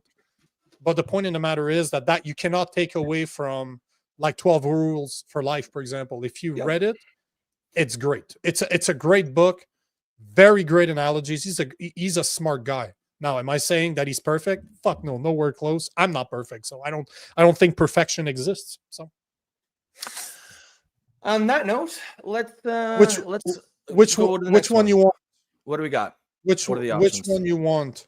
The options that I have, we can talk about food prices going up by 3 to 5%. Asylum seekers are flooding the St-Bernard-de-Lacolle border. Yeah. Carney is saying that making a deal with the US without tariffs is unlikely. And I also would be curious to see, because just before I jumped on this podcast, I saw that there was Carney was live, and he was talking about, I don't think he still is, I'm just looking right now. No, he's not anymore. But he was live and he was addressing steel workers, saying that we need to support them. That was kind of the term for his live. I'm just going to go check out if he made a post about it, because it's kind of interesting to. I mean, if that's, I agree. We should support steel workers. I wonder. Yeah, by making a good deal with the US and not getting fucked up the ass, maybe. Yeah. No? Let's try to squeeze the asylum ones and the. I don't think I have enough time. The tariff. I don't think I have enough time. Let's do it tomorrow, because it's gonna, like, I've done a lot of research behind it, so it's gonna take time, because it connects back to Trump.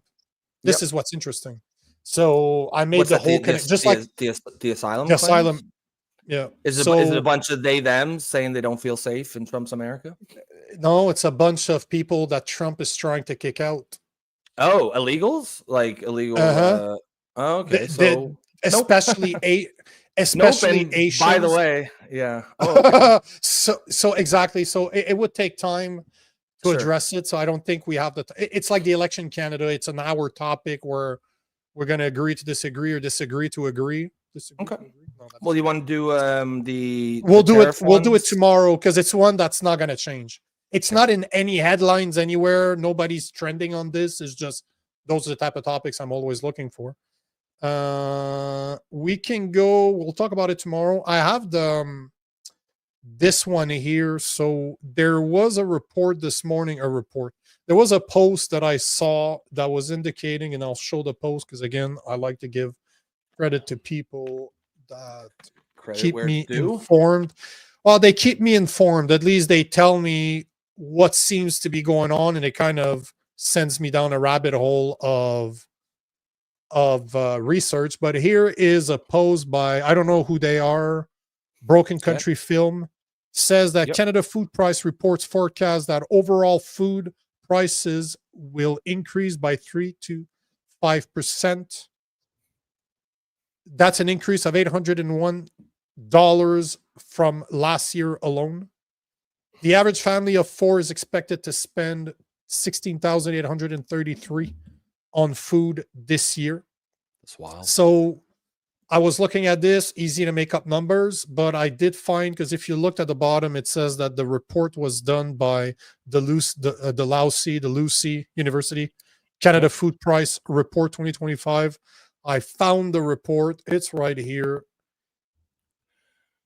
And it is said, they're saying that Canada's food prices report, CFPR 2025, forecast that overall food prices will increase to 3 to 5%. Are they talking about what are the reasons for this? Inflation. Okay. Inflation, basically. So Sure. I had Grok just do a resume of Yep. it, what they thought was the important part. And basically what they're saying is that a family of four will spend in 2025 $16,834 on food, up $802 from 2024. Meat will go up by 4 to 6%, veggies 3 to 5%, and restaurants 3 to 5%. I guess that makes sense since the ingredients goes up, everything goes up, right? The thing to keep in mind, and this is something that I've addressed so many times on this show, but I'm going to address it again because it's very relevant, is that 1 out of 4 Canadians, or 8.7 million Canadians, cannot afford or are struggling to afford daily necessities. And out of those 8.7 million Canadians, there's 2.1 million kids that are struggling to afford such things as food, daily necessities. And food bank visits are at records high at 2 million, 90% up from 2019, 90% up. And those numbers come from Food Canada because I talk about this all the time. And I like how Grok, because I train my Grok on my tone and my personality. So I'm extremely sarcastic in my post. And it says, why climate change, wildfires, strikes? No, a weak Canadian economy. So basically 10 years of liberal policies have done this to us. Sure. But it's yeah, I mean this do you remember that video where the guy was he was a Canadian dude and he had an old order from Walmart and he went back to Walmart's website, he did reorder. Oh yes, that's right. On today's pricing, it was something like 40% increase from the last time. Wow. For the same article. Like he literally just said reorder. So yeah. This is why this is relevant, because again, we got a government that's spending that's going to send $4.3 billion to Ukraine, that wants to up our NATO budget to $150 billion, that wants to invest in a bunch of green agenda bullshit.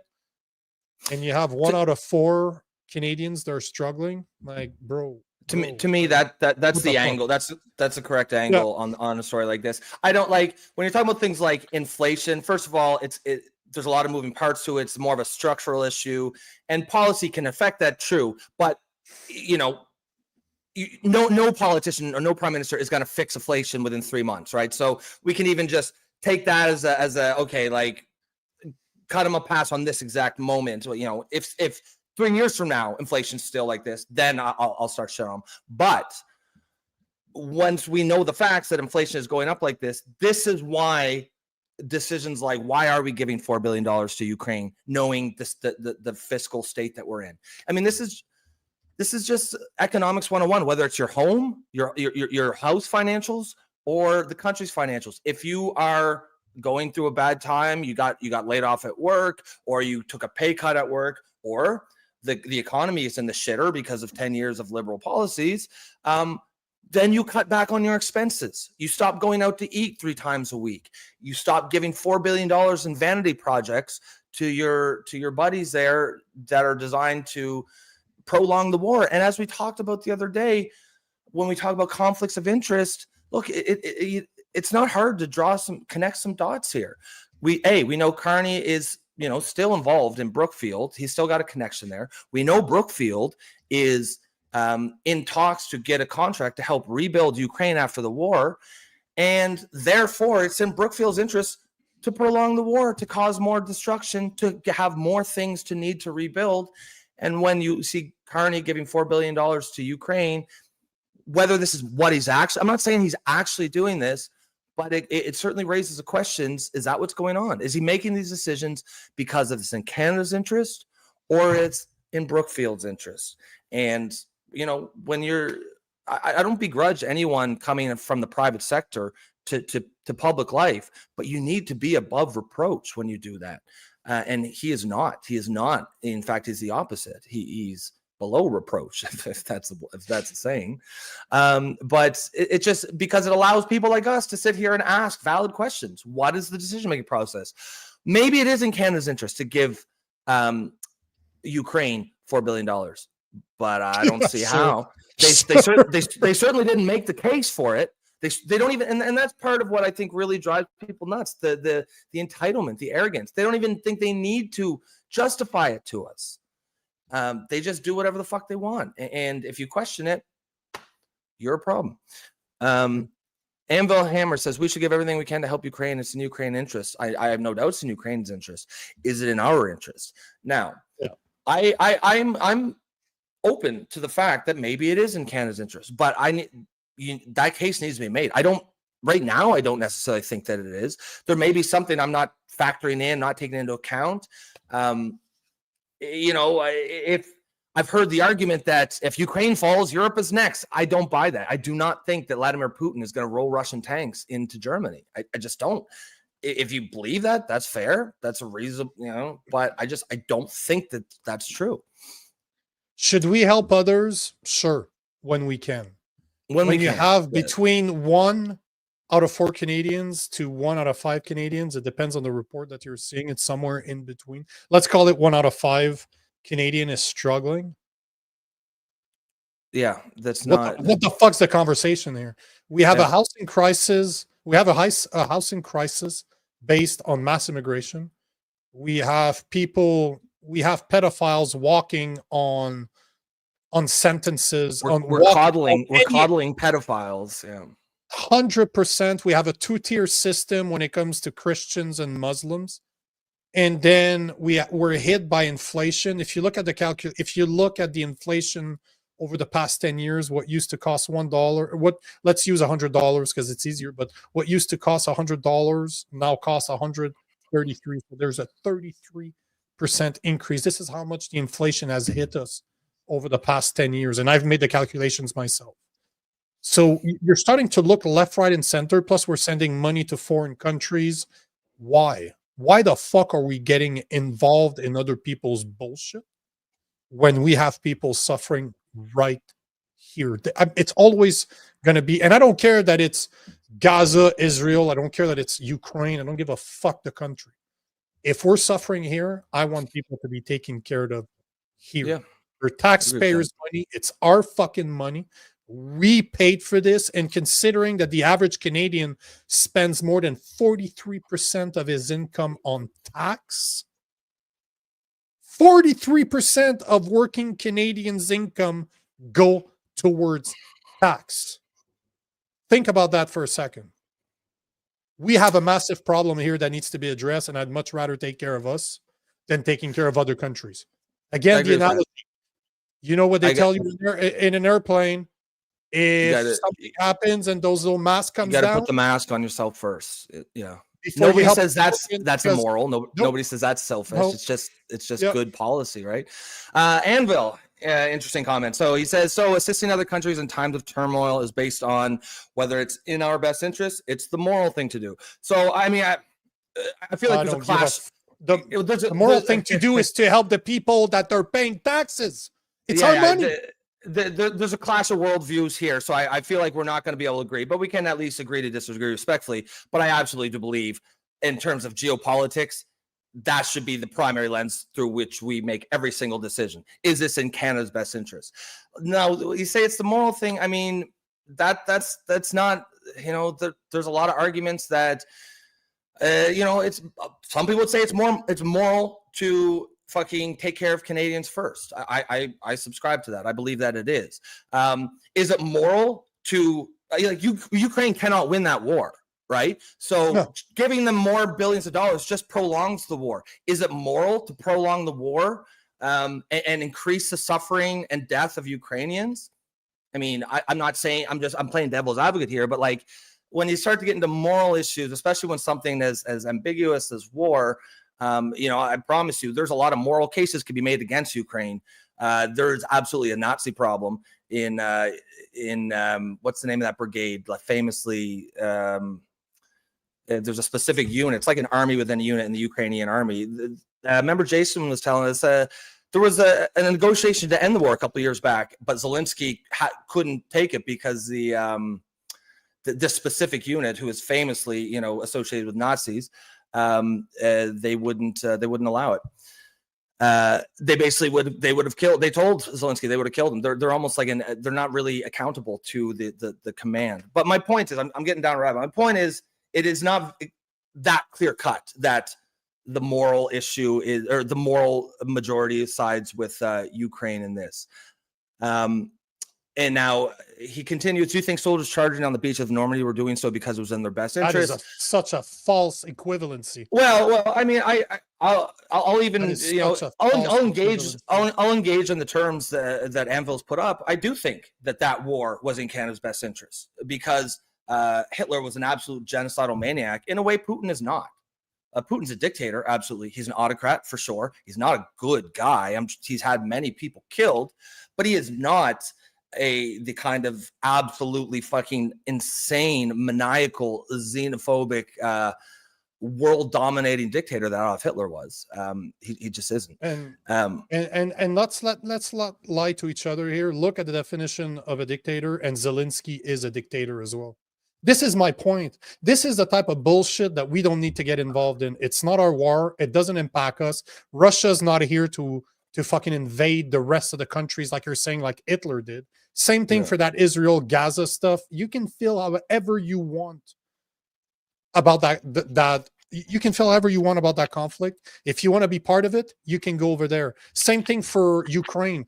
Do you feel a moral obligation to help them? No problem. Send them their money. Send them your money, man. Go fight for them if you want. Their army, I checked. The Ukrainian army will take foreigners among their ranks. You want to go fight, bro? Go for it. Zelensky should stop fucking milking the world for more money as a dictator and open a fucking OnlyFans account, like I've said 1,000 times. I don't begrudge him asking. He can ask for as much money as he wants. We just shouldn't give it to him. As Wise Guy says. Go ahead. It always comes down to this, and I think, see, here you go. Where Detective Gaines and I can agree. Sometimes it is. It is sometimes. I agree with that. But right now, it's not. I personally don't think giving $4 billion to Zelensky to prolong an unwinnable war is in Canada's best interest. But I'm not completely as isolationist as even some people here, some viewers here. What do you mean, some people? Well, I'm talking about Sylvie specifically, but also, you're. But I think you take it on an issue by issue basis. I just don't think it's in Canada's best interest right now to be prolonging the Ukraine war. It's unwinnable.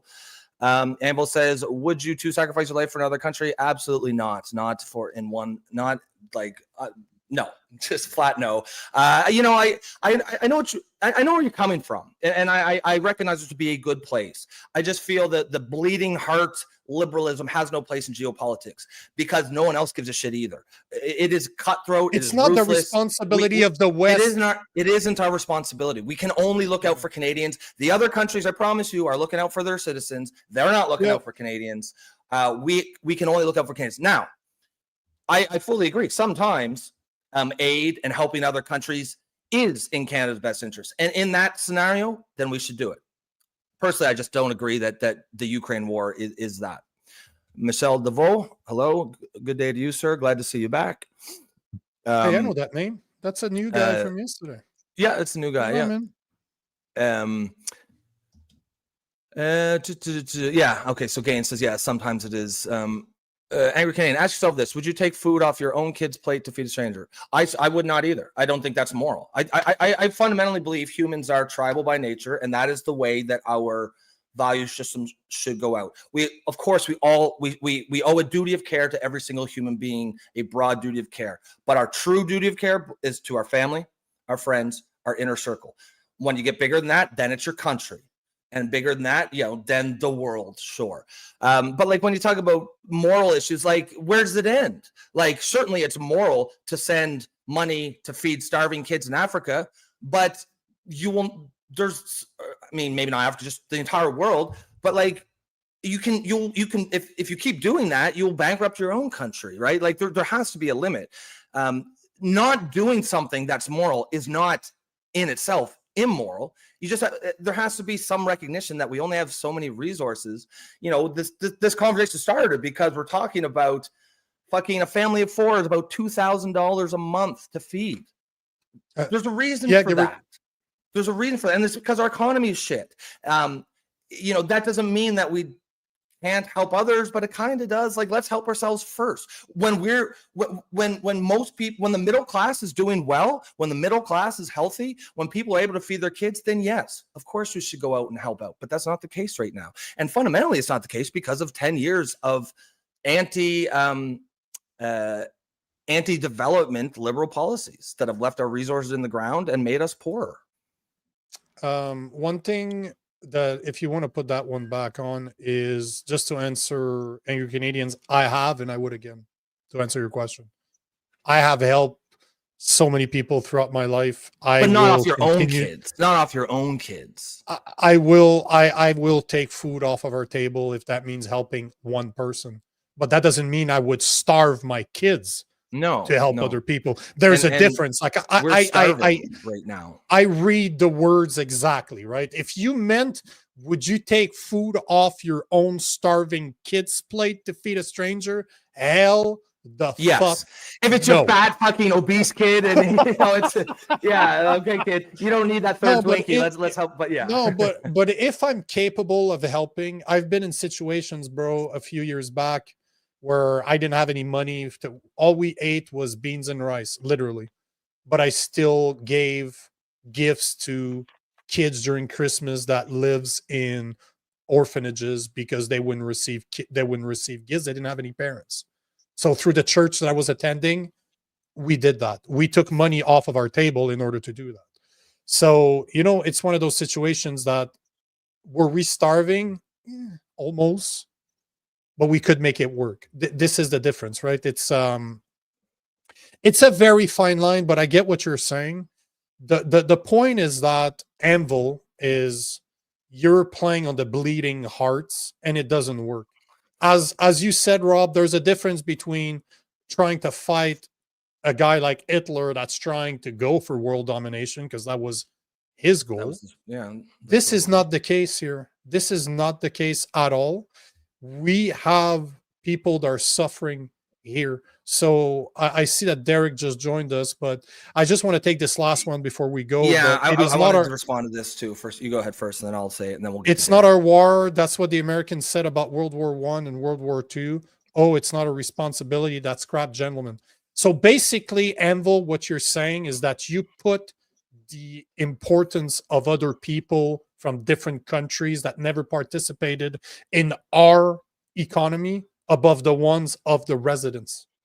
That's the problem. This is what I don't like about what you're saying. Nobody's saying that you cannot take your personal money and send it over there. Nobody's stopping you from doing that. Nobody's stopping you from leaving this country and going to fight for them. No problem. That's what you want. They will take your money. Believe me, Zelensky will take your money and they will take your body. So that is yours, 100% your choice. You can do that, but you do not have the right to take taxpayers' money when 1 out of 5 Canadian is struggling to afford daily necessities like food and send that money overseas in a war that not only we don't belong in, but it will never fucking impact us. Never. It's not reaching here. The fuck do I care? When my people are hurting, this is who I'm helping. When we're healthy again, like we were in the 70s and the 80s, fuck, maybe we should help other people. I'm a Christian. You need to help others. But that doesn't mean I'm going to kill my son in order to feed somebody else. This ain't fucking happening, bro. It ain't fucking happening. I believe morality, the moral thing to do is you help the people closest to you first, and then it spreads out from there, provided you have the resources to do it. So I just wanted to just quickly respond to this. With the mask, the gas mask. It's an excellent one. The airplane is the perfect analogy. It's an excellent one. And then we'll get to Derek, guys, because Derek Reimer is here waiting to jump in. So, I mean, what it seems like what you're saying, Anvil, is like we have to go in every single war. And I think it's just as dumb to be involved in every war as it is to have a policy where you never get involved in a war. Reasonable and intelligent people can take it on a war by war basis and say, this war is a just one that we should be involved with. This one is not something that's in our interest. I believe World War II was the last truly moral war. But World War I was not. It was just European power games. There's it was immoral for us to send however many Canadians died just to get involved in European fucking moving chess pieces around the board. World War II was moral, I believe, because of the extreme immorality and threat that Adolf Hitler specifically posed. But World War I was, that I don't think that was a moral war. That was just Europeans doing what Europeans have been doing for hundreds or thousands of years, is fighting each other for jockeying for position in the great game. So, Anvil, excellent comments. Excellent comments. Yeah, excellent comments. Appreciate your comments, Anvil. Absolutely. But I want to take this one just as kind of how hypocrite this sounds, Anvil. I'm a senior. I can't afford an apartment. I don't have money for necessities. I still think we should help Ukraine. So basically what you're saying is that you want to take other people's money to send it somewhere else and not your money because you can't afford it. I don't. Do you understand the hypocrisy? I don't think. Of course it is. But I don't think she means it like that. I think she just that's genuinely what she believes. That is literally what she's saying. That's literally what it's saying. I think she thinks she's doing the right thing. But I think what she's saying is, I don't have any money to spend, and even I want to support it. But the point is it's not. That's easy to say when it's not your fucking money. That's my point. That's politicking 101 right there. That's politics. That's politicians. Oh, let's send money all over the place. It's not my fucking money. Carney's not taking that $4.3 billion out of his investments. Obviously, he doesn't know what his investment is because they're in a blind trust. That's a different situation. But it's not. Imagine a scenario. Imagine a scenario, Amble, where you get. I assume you're on some sort of like Canada pension plan or something. You get a letter a year from now saying, "Oh, we got to cut your CPP by 20%." Because they might not say it's because of Ukraine, but it's fundamentally because there's overspending in other areas, and wars that we don't need to be involved in that are not in our interest is at the top of that list. And that is what will happen if something doesn't change, because we are spending way beyond our means. We all hear the stories of, I just saw one yesterday of some poor guy on food stamps who voted for Trump, and now he's saying, oh, I voted for Trump and Trump cut my food stamps. Like, that's what happens. Like, I'm sure that is what happens when countries overspend. Eventually they have to cut spending, and it's going to come from people like you eventually. But we do appreciate your comments, and this is an excellent 100%. Envil, don't take my comments as I'm as disrespectful. I will always push back, and I expect others to push back, just the way I do with Joe Stradamus, which we get into it at almost every episode. But for the time being, there was a miscommunication between Derek Reimer and myself, because I forgot. I guess I forgot that he was in Alberta, and I assumed that he knew it was Eastern. So he's. I see that he's here. So let's bring him on. Mr. Derek Reimer, what's going on, brother? Hi, how are you doing? Hopefully you can hear me and all the tech is working smoothly.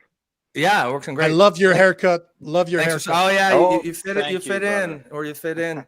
Just a couple of a trio of baldies just shooting the shit. Glad to have you on today. Thanks for having me again. So we've talked before, you and I had you on my other podcast. We'd had a few conversations, and last week you emailed me. You're like, hey man, I just got out of jail again, and we should talk about it. So here you are. If you want to kind of introduce to the people out there, or maybe tell the people out there who you are. Why do you seem to get in trouble every couple of months, and why do you seem to continue to get in trouble every couple of months? Good trouble. Good. Okay. Yeah, that's right. Righteous trouble for the Lord. Okay. Yeah. So I'm Derek Reimer. As they mentioned, I have a ministry that's called Mission 7, where we feed the homeless in downtown Calgary every week. It started where I just walk the streets 3-4 times a week, and it's evolved and grown into where we have tables with food, a hot meal, drinks, clothing, hygiene. We preach, we pray, and we have somebody singing music out in the corner there.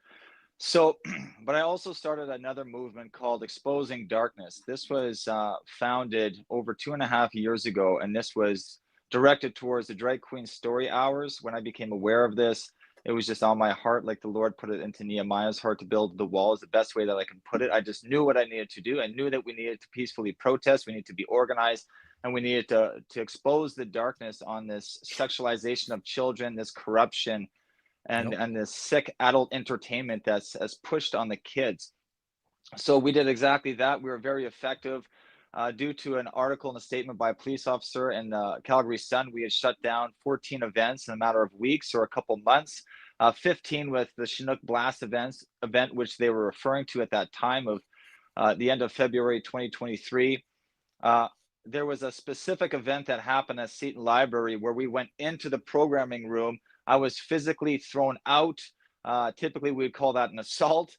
But of course, the authorities didn't focus on the individuals in the programming room that assaulted me, but that I was there preaching Jesus and rebuking the perversion and the wickedness and the vileness that was transpiring in our public libraries with our public dollars.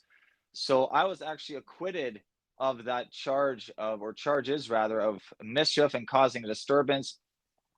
We had continued with our protest. At this time I was on bail. I got the court in front of the horse in front of the cart, or the cart in front of the horse a little bit here, that I was acquitted later on. So I had talked to a library manager about my disapproval of these Drag Queen Story Hours. We had about a 90 to 100 second interaction. I was removed from the library peacefully, and that equated to criminal harassment, as I posted our interaction on Facebook to let my community and everybody know, again, what was taking place in our public libraries. I was a bit of a whistleblower. I don't think this was mainstream knowledge yet, and I want to bring everyone's attention to what was happening here with the corruption of kids. Again, harassment they charged me with. They got a conviction out of that where it was fabricated. They took fractured pieces of evidence, stitched it together to create a narrative, to paint me as some bully, some intimidator, some mob boss leader that's releasing the public on this poor librarian where we're just having a different opinion of political views and religious views. So we don't agree with this, and that's all that it was, essentially a disagreement, and we're going to continue to peacefully protest if these events happen at the library, which we did, and we've continued to do. So because, go ahead. Hold Sorry. on. I just wanted to just a clarification. Sorry to interrupt, but so the most of the problem was not in you being there. It was in the tweeting about it on social media or put it on social media about the interaction afterwards. Is that correct, or is it a little bit of both? Well, it was both components, because with this criminal harassment charge, it needed direct and indirect repeated contacts with the complainant. So then obviously the initial, which I don't even know this manager, don't know the gender, don't know the race, don't care. It's not about that. It's just about who's in charge of these programs. And I got something to say, representing the public, representing Christians, etc. So it was that, it was making the post online. And then get this, it was also some John Doe, I don't even know who this individual was. He had messaged this library manager saying, shame on you. And they had blamed me for his message to her. And now they got their 3 contacts, direct and indirect. So now that constituted a criminal harassment charge. To them, it met the threshold. My lawyer was appalled at this. So we appealed. We had lost our appeal somewhat recently. We're appealing the appeal right now. So it's going very deep into court. I had spent 43 days in jail 2 years ago. I just spent 62 days in jail recently. And I had to give you guys all that background, because this is why I spent the time in jail, because I'm on a severe house arrest, a 24/7 curfew, can't leave my house without permission slips from my supervisor. There's very few emergencies, professional appointments, health, like going to the hospital, and of course going to trial, going to court. So I was preaching at the courthouse with one of my appeal hearings. I have to be there. In my understanding of it, they're appealing my acquittal, and we're appealing their conviction. So as Christians, we gather at the courthouse whenever there's any trouble. Then we worship our God, we pray, we preach, we encourage one another, and we also preach to the people around us that's there, and exposing the darkness, sharing the story and what really happened, not just what the court said happened or the left-wing media has explained in the papers or online. So we did that for about 90 minutes, and we did that twice because I had 2 court appearances relatively close just in that month. So they had said they had breached me twice for doing that, and their reasoning for it was that this was an unapproved church service that I didn't ask my supervisor permission for. So our defense was, my lawyer had a constitutional, or rather a charter argument, that I have the right of freedom of expression, freedom of religion. I can talk. It's not within my CSO order that I just keep my head down. I go to court and I just keep moving, and I can't talk to anybody, can't pray, can't worship, can't do these things. And we had an excellent argument there. Even my lawyer had presented to the judge, even at my bail hearing, which I was denied bail, that isn't it encouraged that people go to court early?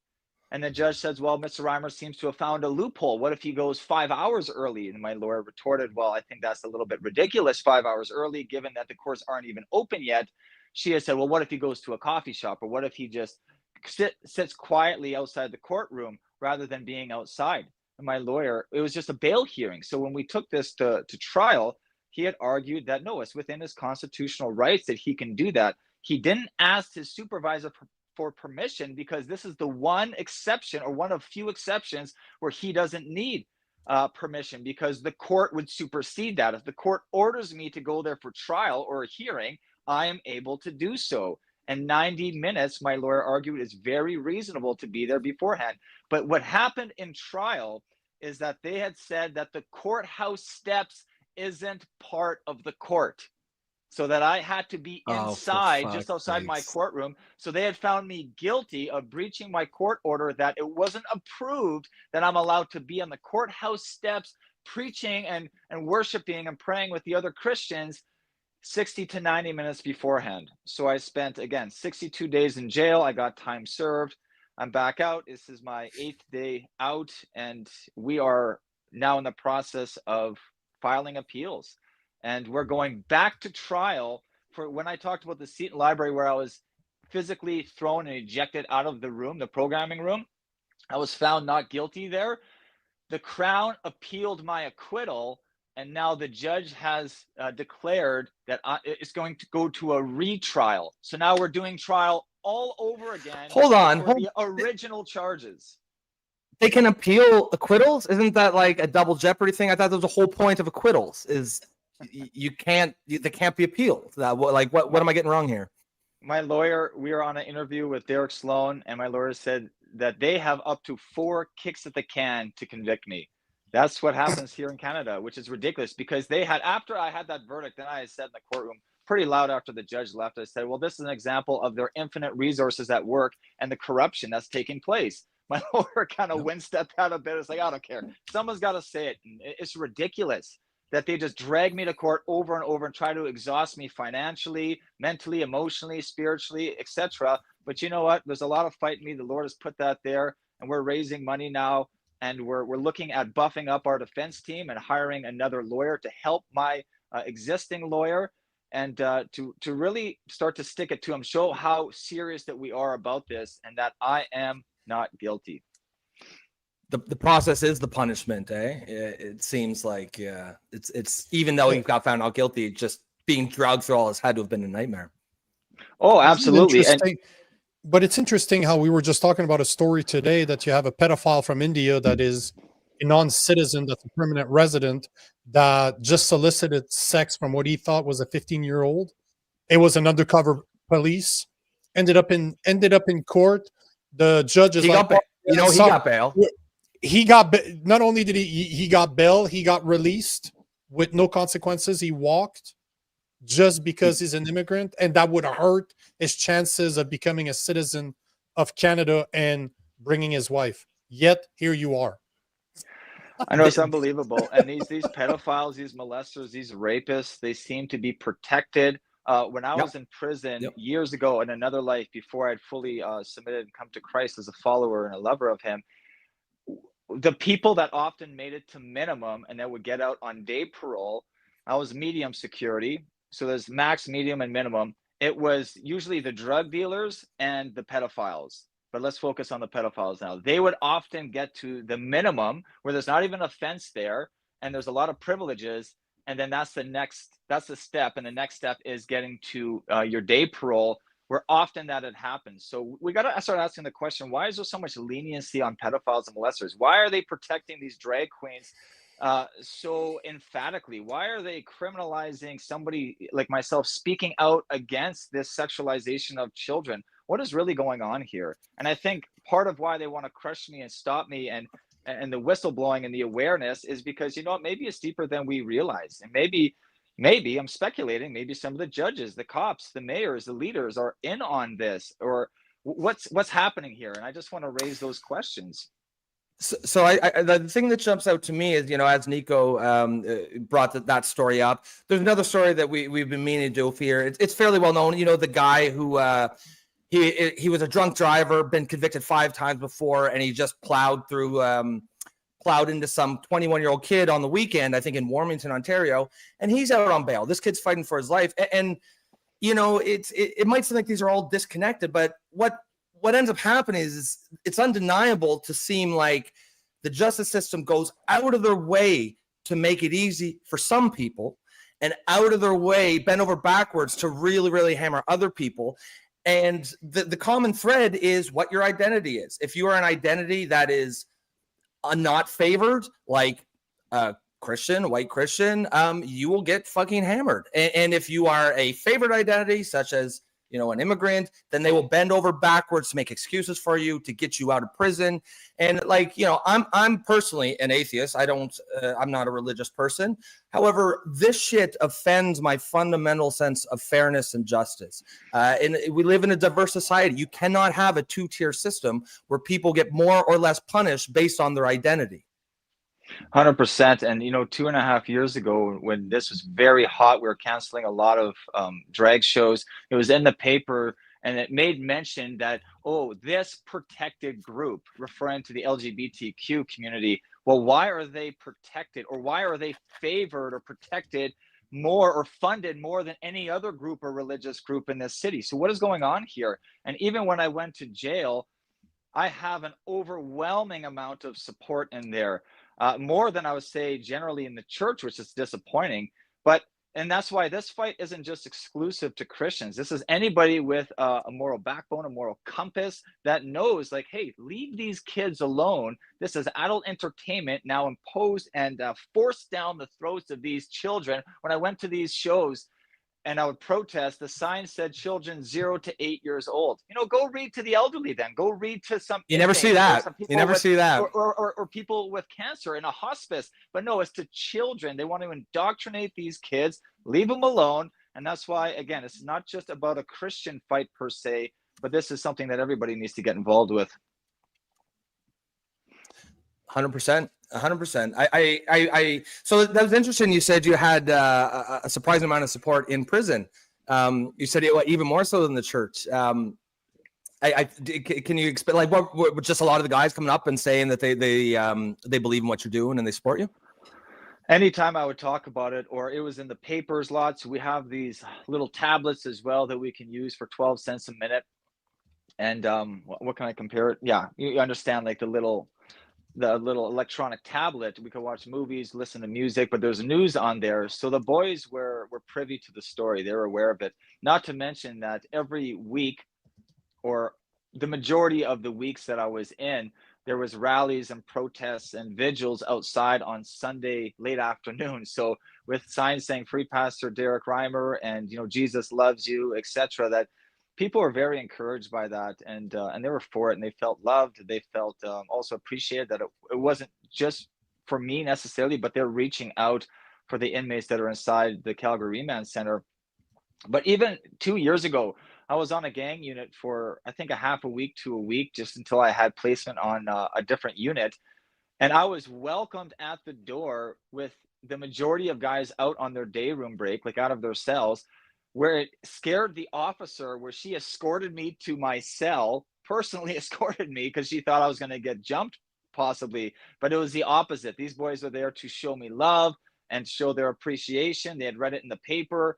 One guy was told by his dad has attended my Mission 7 outreach, and to take care of Pastor Reimer, and he had a whole bunch of food for me. And food is huge in jail, as we don't have very much to eat. They don't meet the necessary quota that an adult man needs for calories. So food is like a currency, and it's a real blessing. So yeah, I had a bunch of canteen food, and anytime pretty well I bring up my story in jail, people just support it.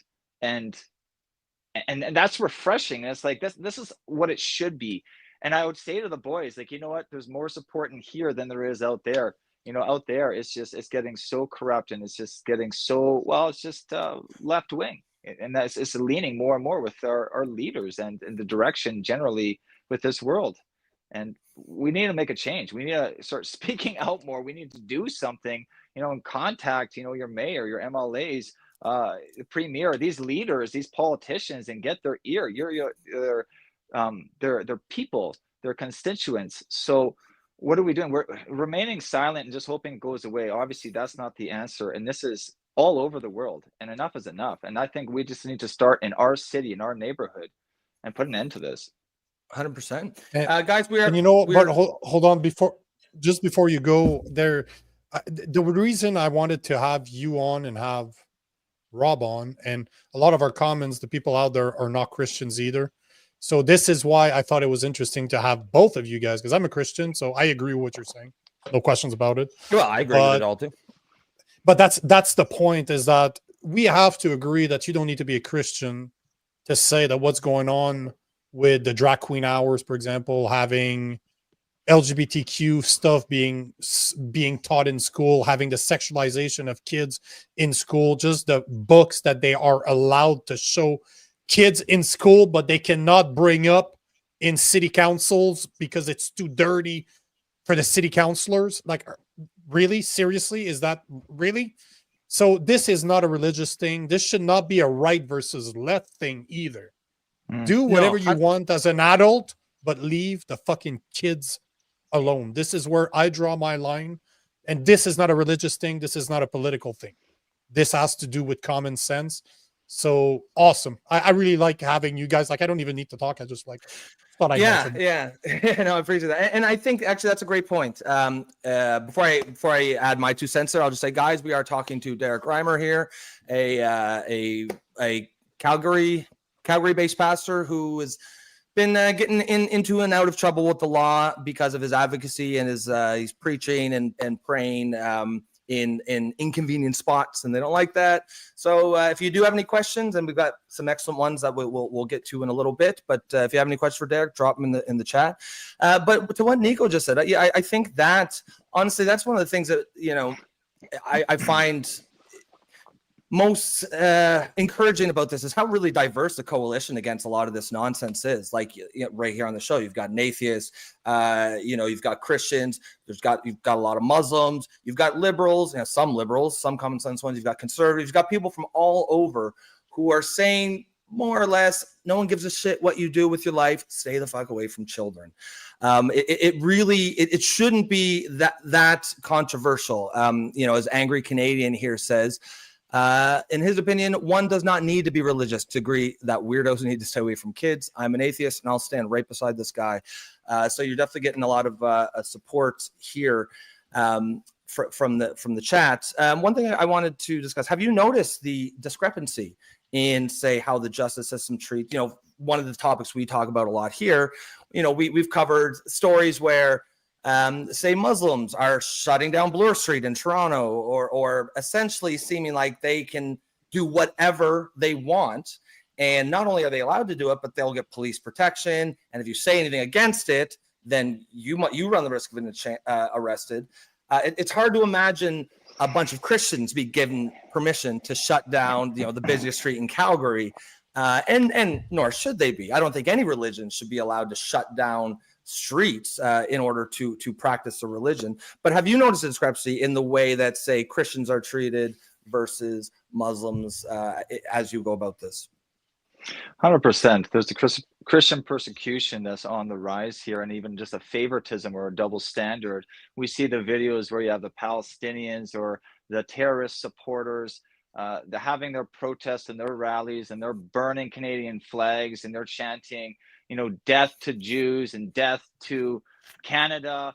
And what's happening to these people? And like you said, yeah, they're shutting down streets. There was somebody that actually had made a video of me getting arrested for my first time, and then they put it side by side with Muslims, exactly like what you said. We saw that video. We played that video. Okay, well, yeah, there we go. So shutting down major street here, and how I'm getting arrested, but these hundreds of Muslims, they're protected, and no, go ahead, leave them alone, and just we're gonna just take a break here on the street and this normal activities. It's like, wow, like you said, if the Christians are doing that, what kind of treatment will we be having, or maybe other groups as well? So it's just what's happening here in Canada. What's going on, and is this right? Is this according to the Constitution? I'll just say this, even though I know not everybody is Christian on here, but a little bit of history is that in the early 1970s, it was about 89% of this nation was Christian. So whether people like that or not, that is the roots of our country, and it's based off Judeo-Christian values of how this nation was founded. And wow, is that just not even being embraced anymore, or it's not even being supported, or not even being treated as equals in a diverse nation any longer.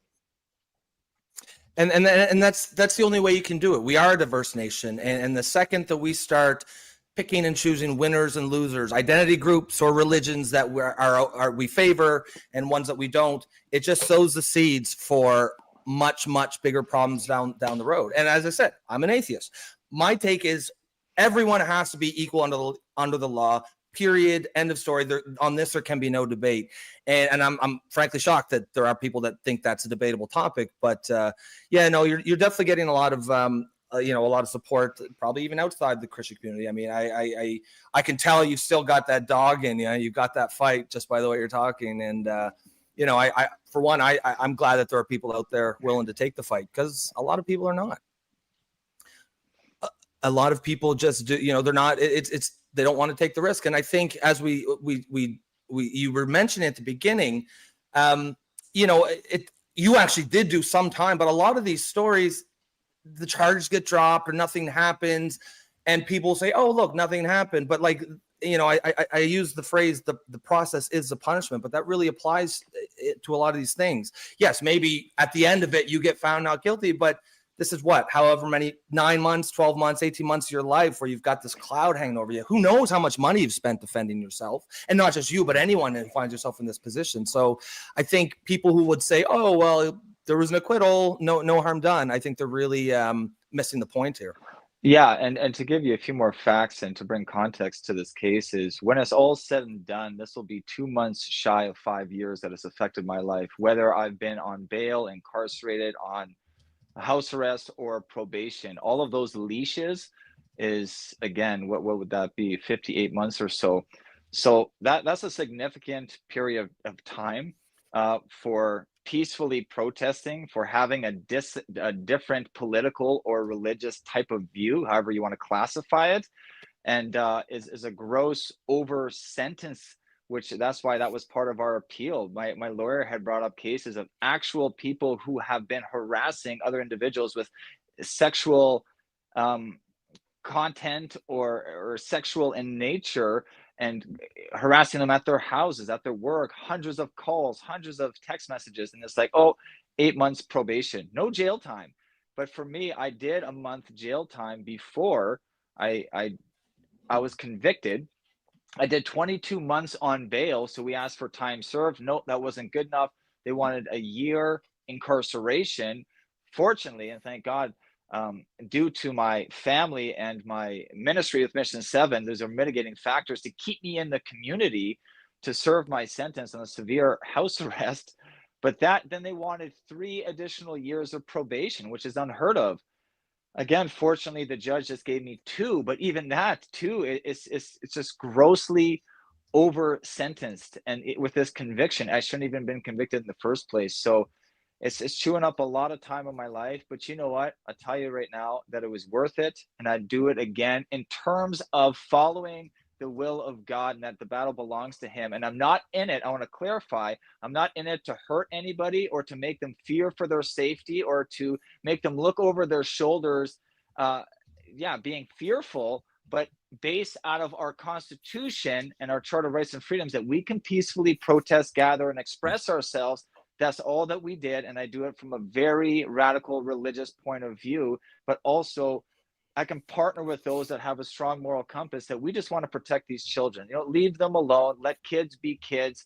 And these are adult decisions that you're forcing onto 0 to 8 years old children. So just leave them alone and keep your adult entertainment to yourselves with consenting adults. And I will also say, not that the Bible permits that or says it's so okay, but that's a different animal where 2 consenting adults want to engage in homosexuality or engage in whatever adult entertainment, rather than with an innocent child that doesn't even, know left from right, essentially doesn't know a whole lot. So again, leave the kids alone.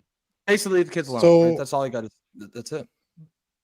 let me it's unfortunate you showed up you showed up late. We had miscommunication, but I just want to take one comment from you. Is one from our commenters that definitely disagrees with you, and I just want to see what you think about this, and sure, maybe you can explain. So Detective Gaines here is saying right here, people like Derek are part of the problem. What a joke. All to prosecute drag queens. What do you think? What do you think of a comment like that? I mean, what's that about prosecute? Well, I mean, from persecute drag queens. My apologies. Persecute. Yes. I see. And okay, yeah, and that's fair. That's the country that we live in with a democracy, that you have the freedom to express that. And I'm not going to file criminal harassment charges for it. I'm being cheeky because that's what happened with me, right? So in any case, that's the country that we're in, and we should be able to express that. So thank you for that comment.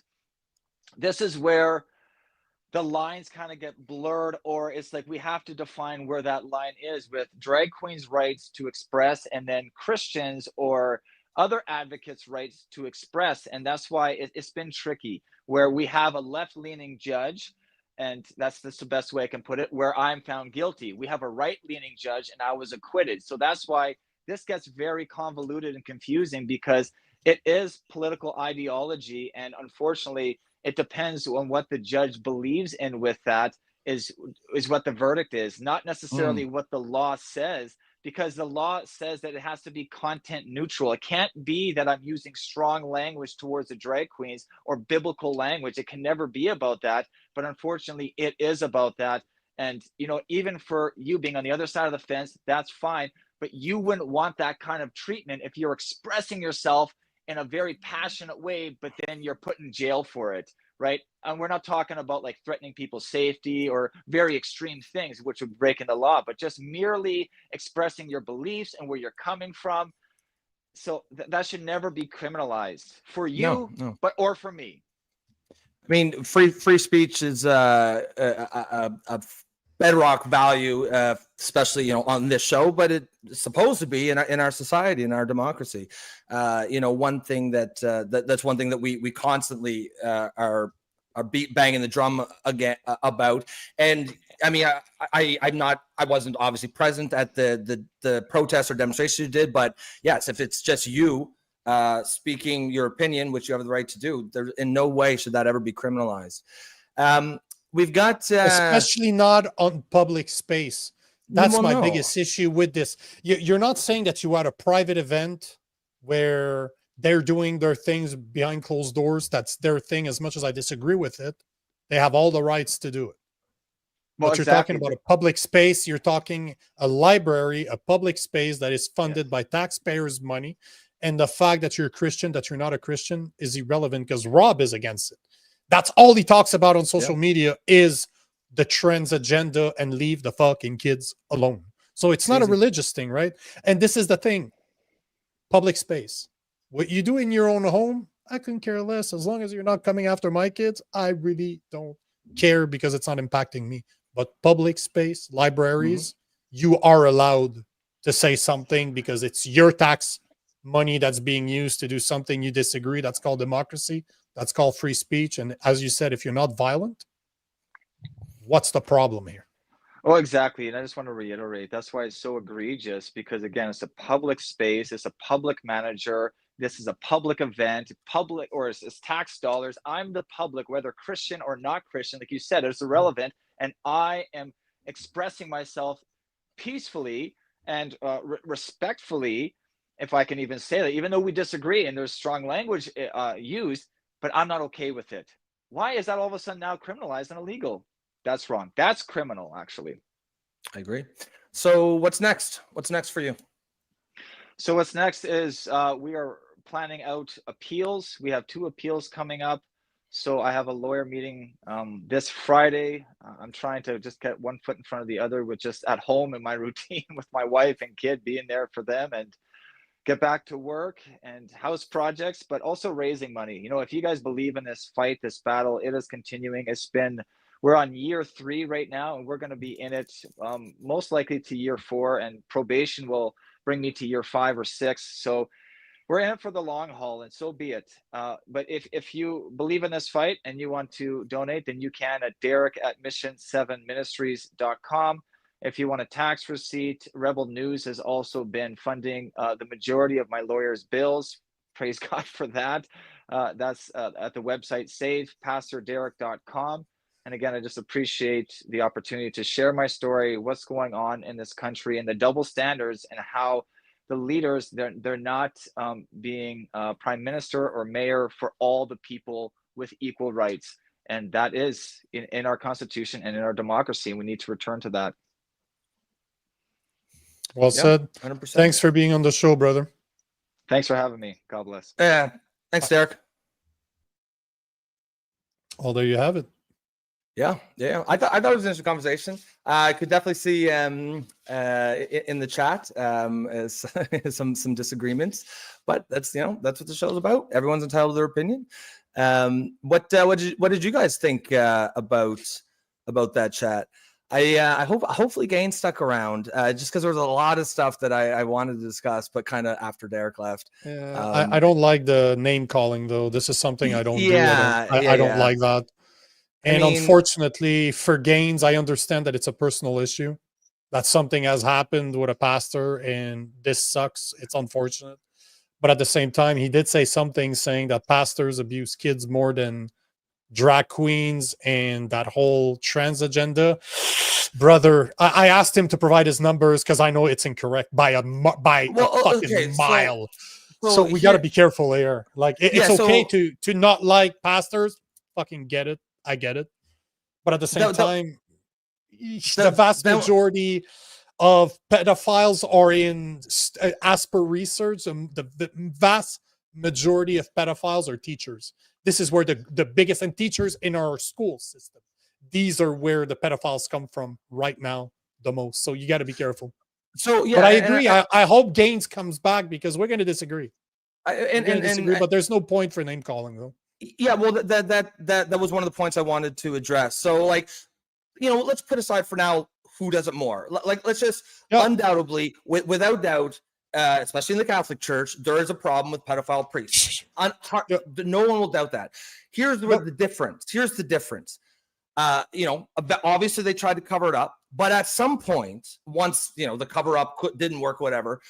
The Catholic Church does do. Nobody is defending the Catholic priests. Nobody's saying, no one's saying, oh, there's no Catholic priests that are pedophiles. But you hear that all the time from the trans community. Oh, there's no trans pedophiles. Of course there are. Of course there are. And you know, I go back to like, why were there so many Catholic priests that were pedophiles? Do you think that there's something about being a priest that turned otherwise normal men into pedophiles? Of course not. It's about incentives. Back, 100 years ago, 50 years ago, people who were pedophiles understood that, pedophiles are predatory by nature. They are deeply opportunistic. And if they see a profession that is A, regularly in touch with children, B, above reproach socially and culturally, and C, they will be able to, they have certain cultural or social power that will allow them to get out of trouble if they get caught. They are going to gravitate to those professions. And that's exactly what they did. And that's exactly what's going on. I'm not saying every trans person or every drag queen is a pedophile. Of course they aren't. And even the ones that are, it isn't because they're drag queens that made them pedophiles. It's that the pedophiles see this, they're like, oh, look, here we have a group of men who are culturally above reproach, and by people saying there's no pedophile drag queens, that's exactly what I mean. They are currently, especially among the left, above reproach. People assume they couldn't do no wrong, and that's going to attract them. Gaines said something like, a man in a dress reading to kids, that's not sexual. Like, come on, man. Like, I'm not saying look at the Boy Scouts. Yeah, not every. Well, yeah, there's a reason. That? There's a reason why pedophiles are attracted to Boy Scouts. Why they become but did you see how they're basically inexistent right now because they have scandals upon scandal upon scandal upon scandal, and now nobody trusts the Boy Scouts. I would never send my son into Boy Scouts. Are you fucking kidding me? Never gonna happen. A bunch of dudes hanging out with kids in the woods. Yeah, sure. That sounds like a great fucking idea. But I think you're bang on by saying that they're not priests. They're pedophiles. They're pedophiles. They're pedophiles first. And 50 years ago, that was the route you took if you wanted to molest kids. Nowadays, it's probably not, because priests are like heavily scrutinized. The Catholic Church has put in a ton of safeguarding measures. Catholic priests right now are not allowed to be around children alone anymore because of that. And that's appropriate. That's a good thing. But there's no such safeguarding with with drag queens or trans people. Fact of the matter is, if the trans community was policing themselves, we wouldn't have to. But they are not. They are insisting that they could never do any wrong. It's just their natural identity. And while not every single trans person is a pervert, of course, some of them are just, most of them are women who are mentally ill, and their mental illness is not being treated properly. But it's undeniable. Like, if you think that there are not predators and pedophiles out there who are looking at the special treatment trans people are getting, who are looking at the opportunistic, the opportunities they're having, and saying, fuck, I'm just going to go that route. 50 years ago, they probably would have joined the priesthood. Now they're going the easier route. Predators are inherently opportunistic. They will do whatever it takes to get them access to victims and make it easier for them to commit their crimes. And to have blind spots about any identity group. No one's saying give priests a pass. What we're saying is treat other high Back of the risk shed. groups with the same suspicion. Because when it comes to kids, it's always better to be overly suspicious than underly suspicious. If you can find this documentary, because it used to be on Netflix, but it is not anymore, because I think people must have complained about it. But it was made in, I think, 2006. It's called Watch. It's Deliver Us from Evil. If you want to see something fucking insane, but I'm telling you, you have to have a stomach for this, because I was infuriated watching this documentary. But it's a documentary that examines the life of the pedophile father, Oliver O'Grady. Okay. And it exposes the corruption inside the Catholic Church. I saw that a decade ago. Oh, Jesus. It used to be on Netflix. It blew my mind that type of stuff is on Netflix, because it's probably more like 15 years ago that I watched it. But all to say, I will never condone what they did. Never. That's a back of the shed. I don't give a fuck what your profession is. You can be a priest. You could be anything you want. You could be a teacher. You could be a Boy Scout leader. I don't give a fuck. If you fuck with kids, bro, back of the shed. Don't care who you are. Don't care what you do. Back of the shed. But I agree with you that it's opportunity. What is above reproach? 100%. And that's where they go. You cannot look at a pride event now, the way that they go naked in front of children, and they're mostly men in their 50s, 40s, and they are creating sexual acts knowing that there's kids around. There's kids watching. Bro. And this to me, this says a lot, because this is not okay. And the 100%. Fact that we enable that is fucked up. I just want to finish with one single comment, because it comes from Envil. And imagine strippers with poles doing dances in school gyms.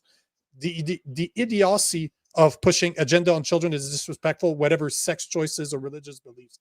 You know, this is what I love about this show. You and I disagreed so much earlier, but we agree on this. And this is what the fuck the show is all about. Yeah, I mean, to be able to have that conversation.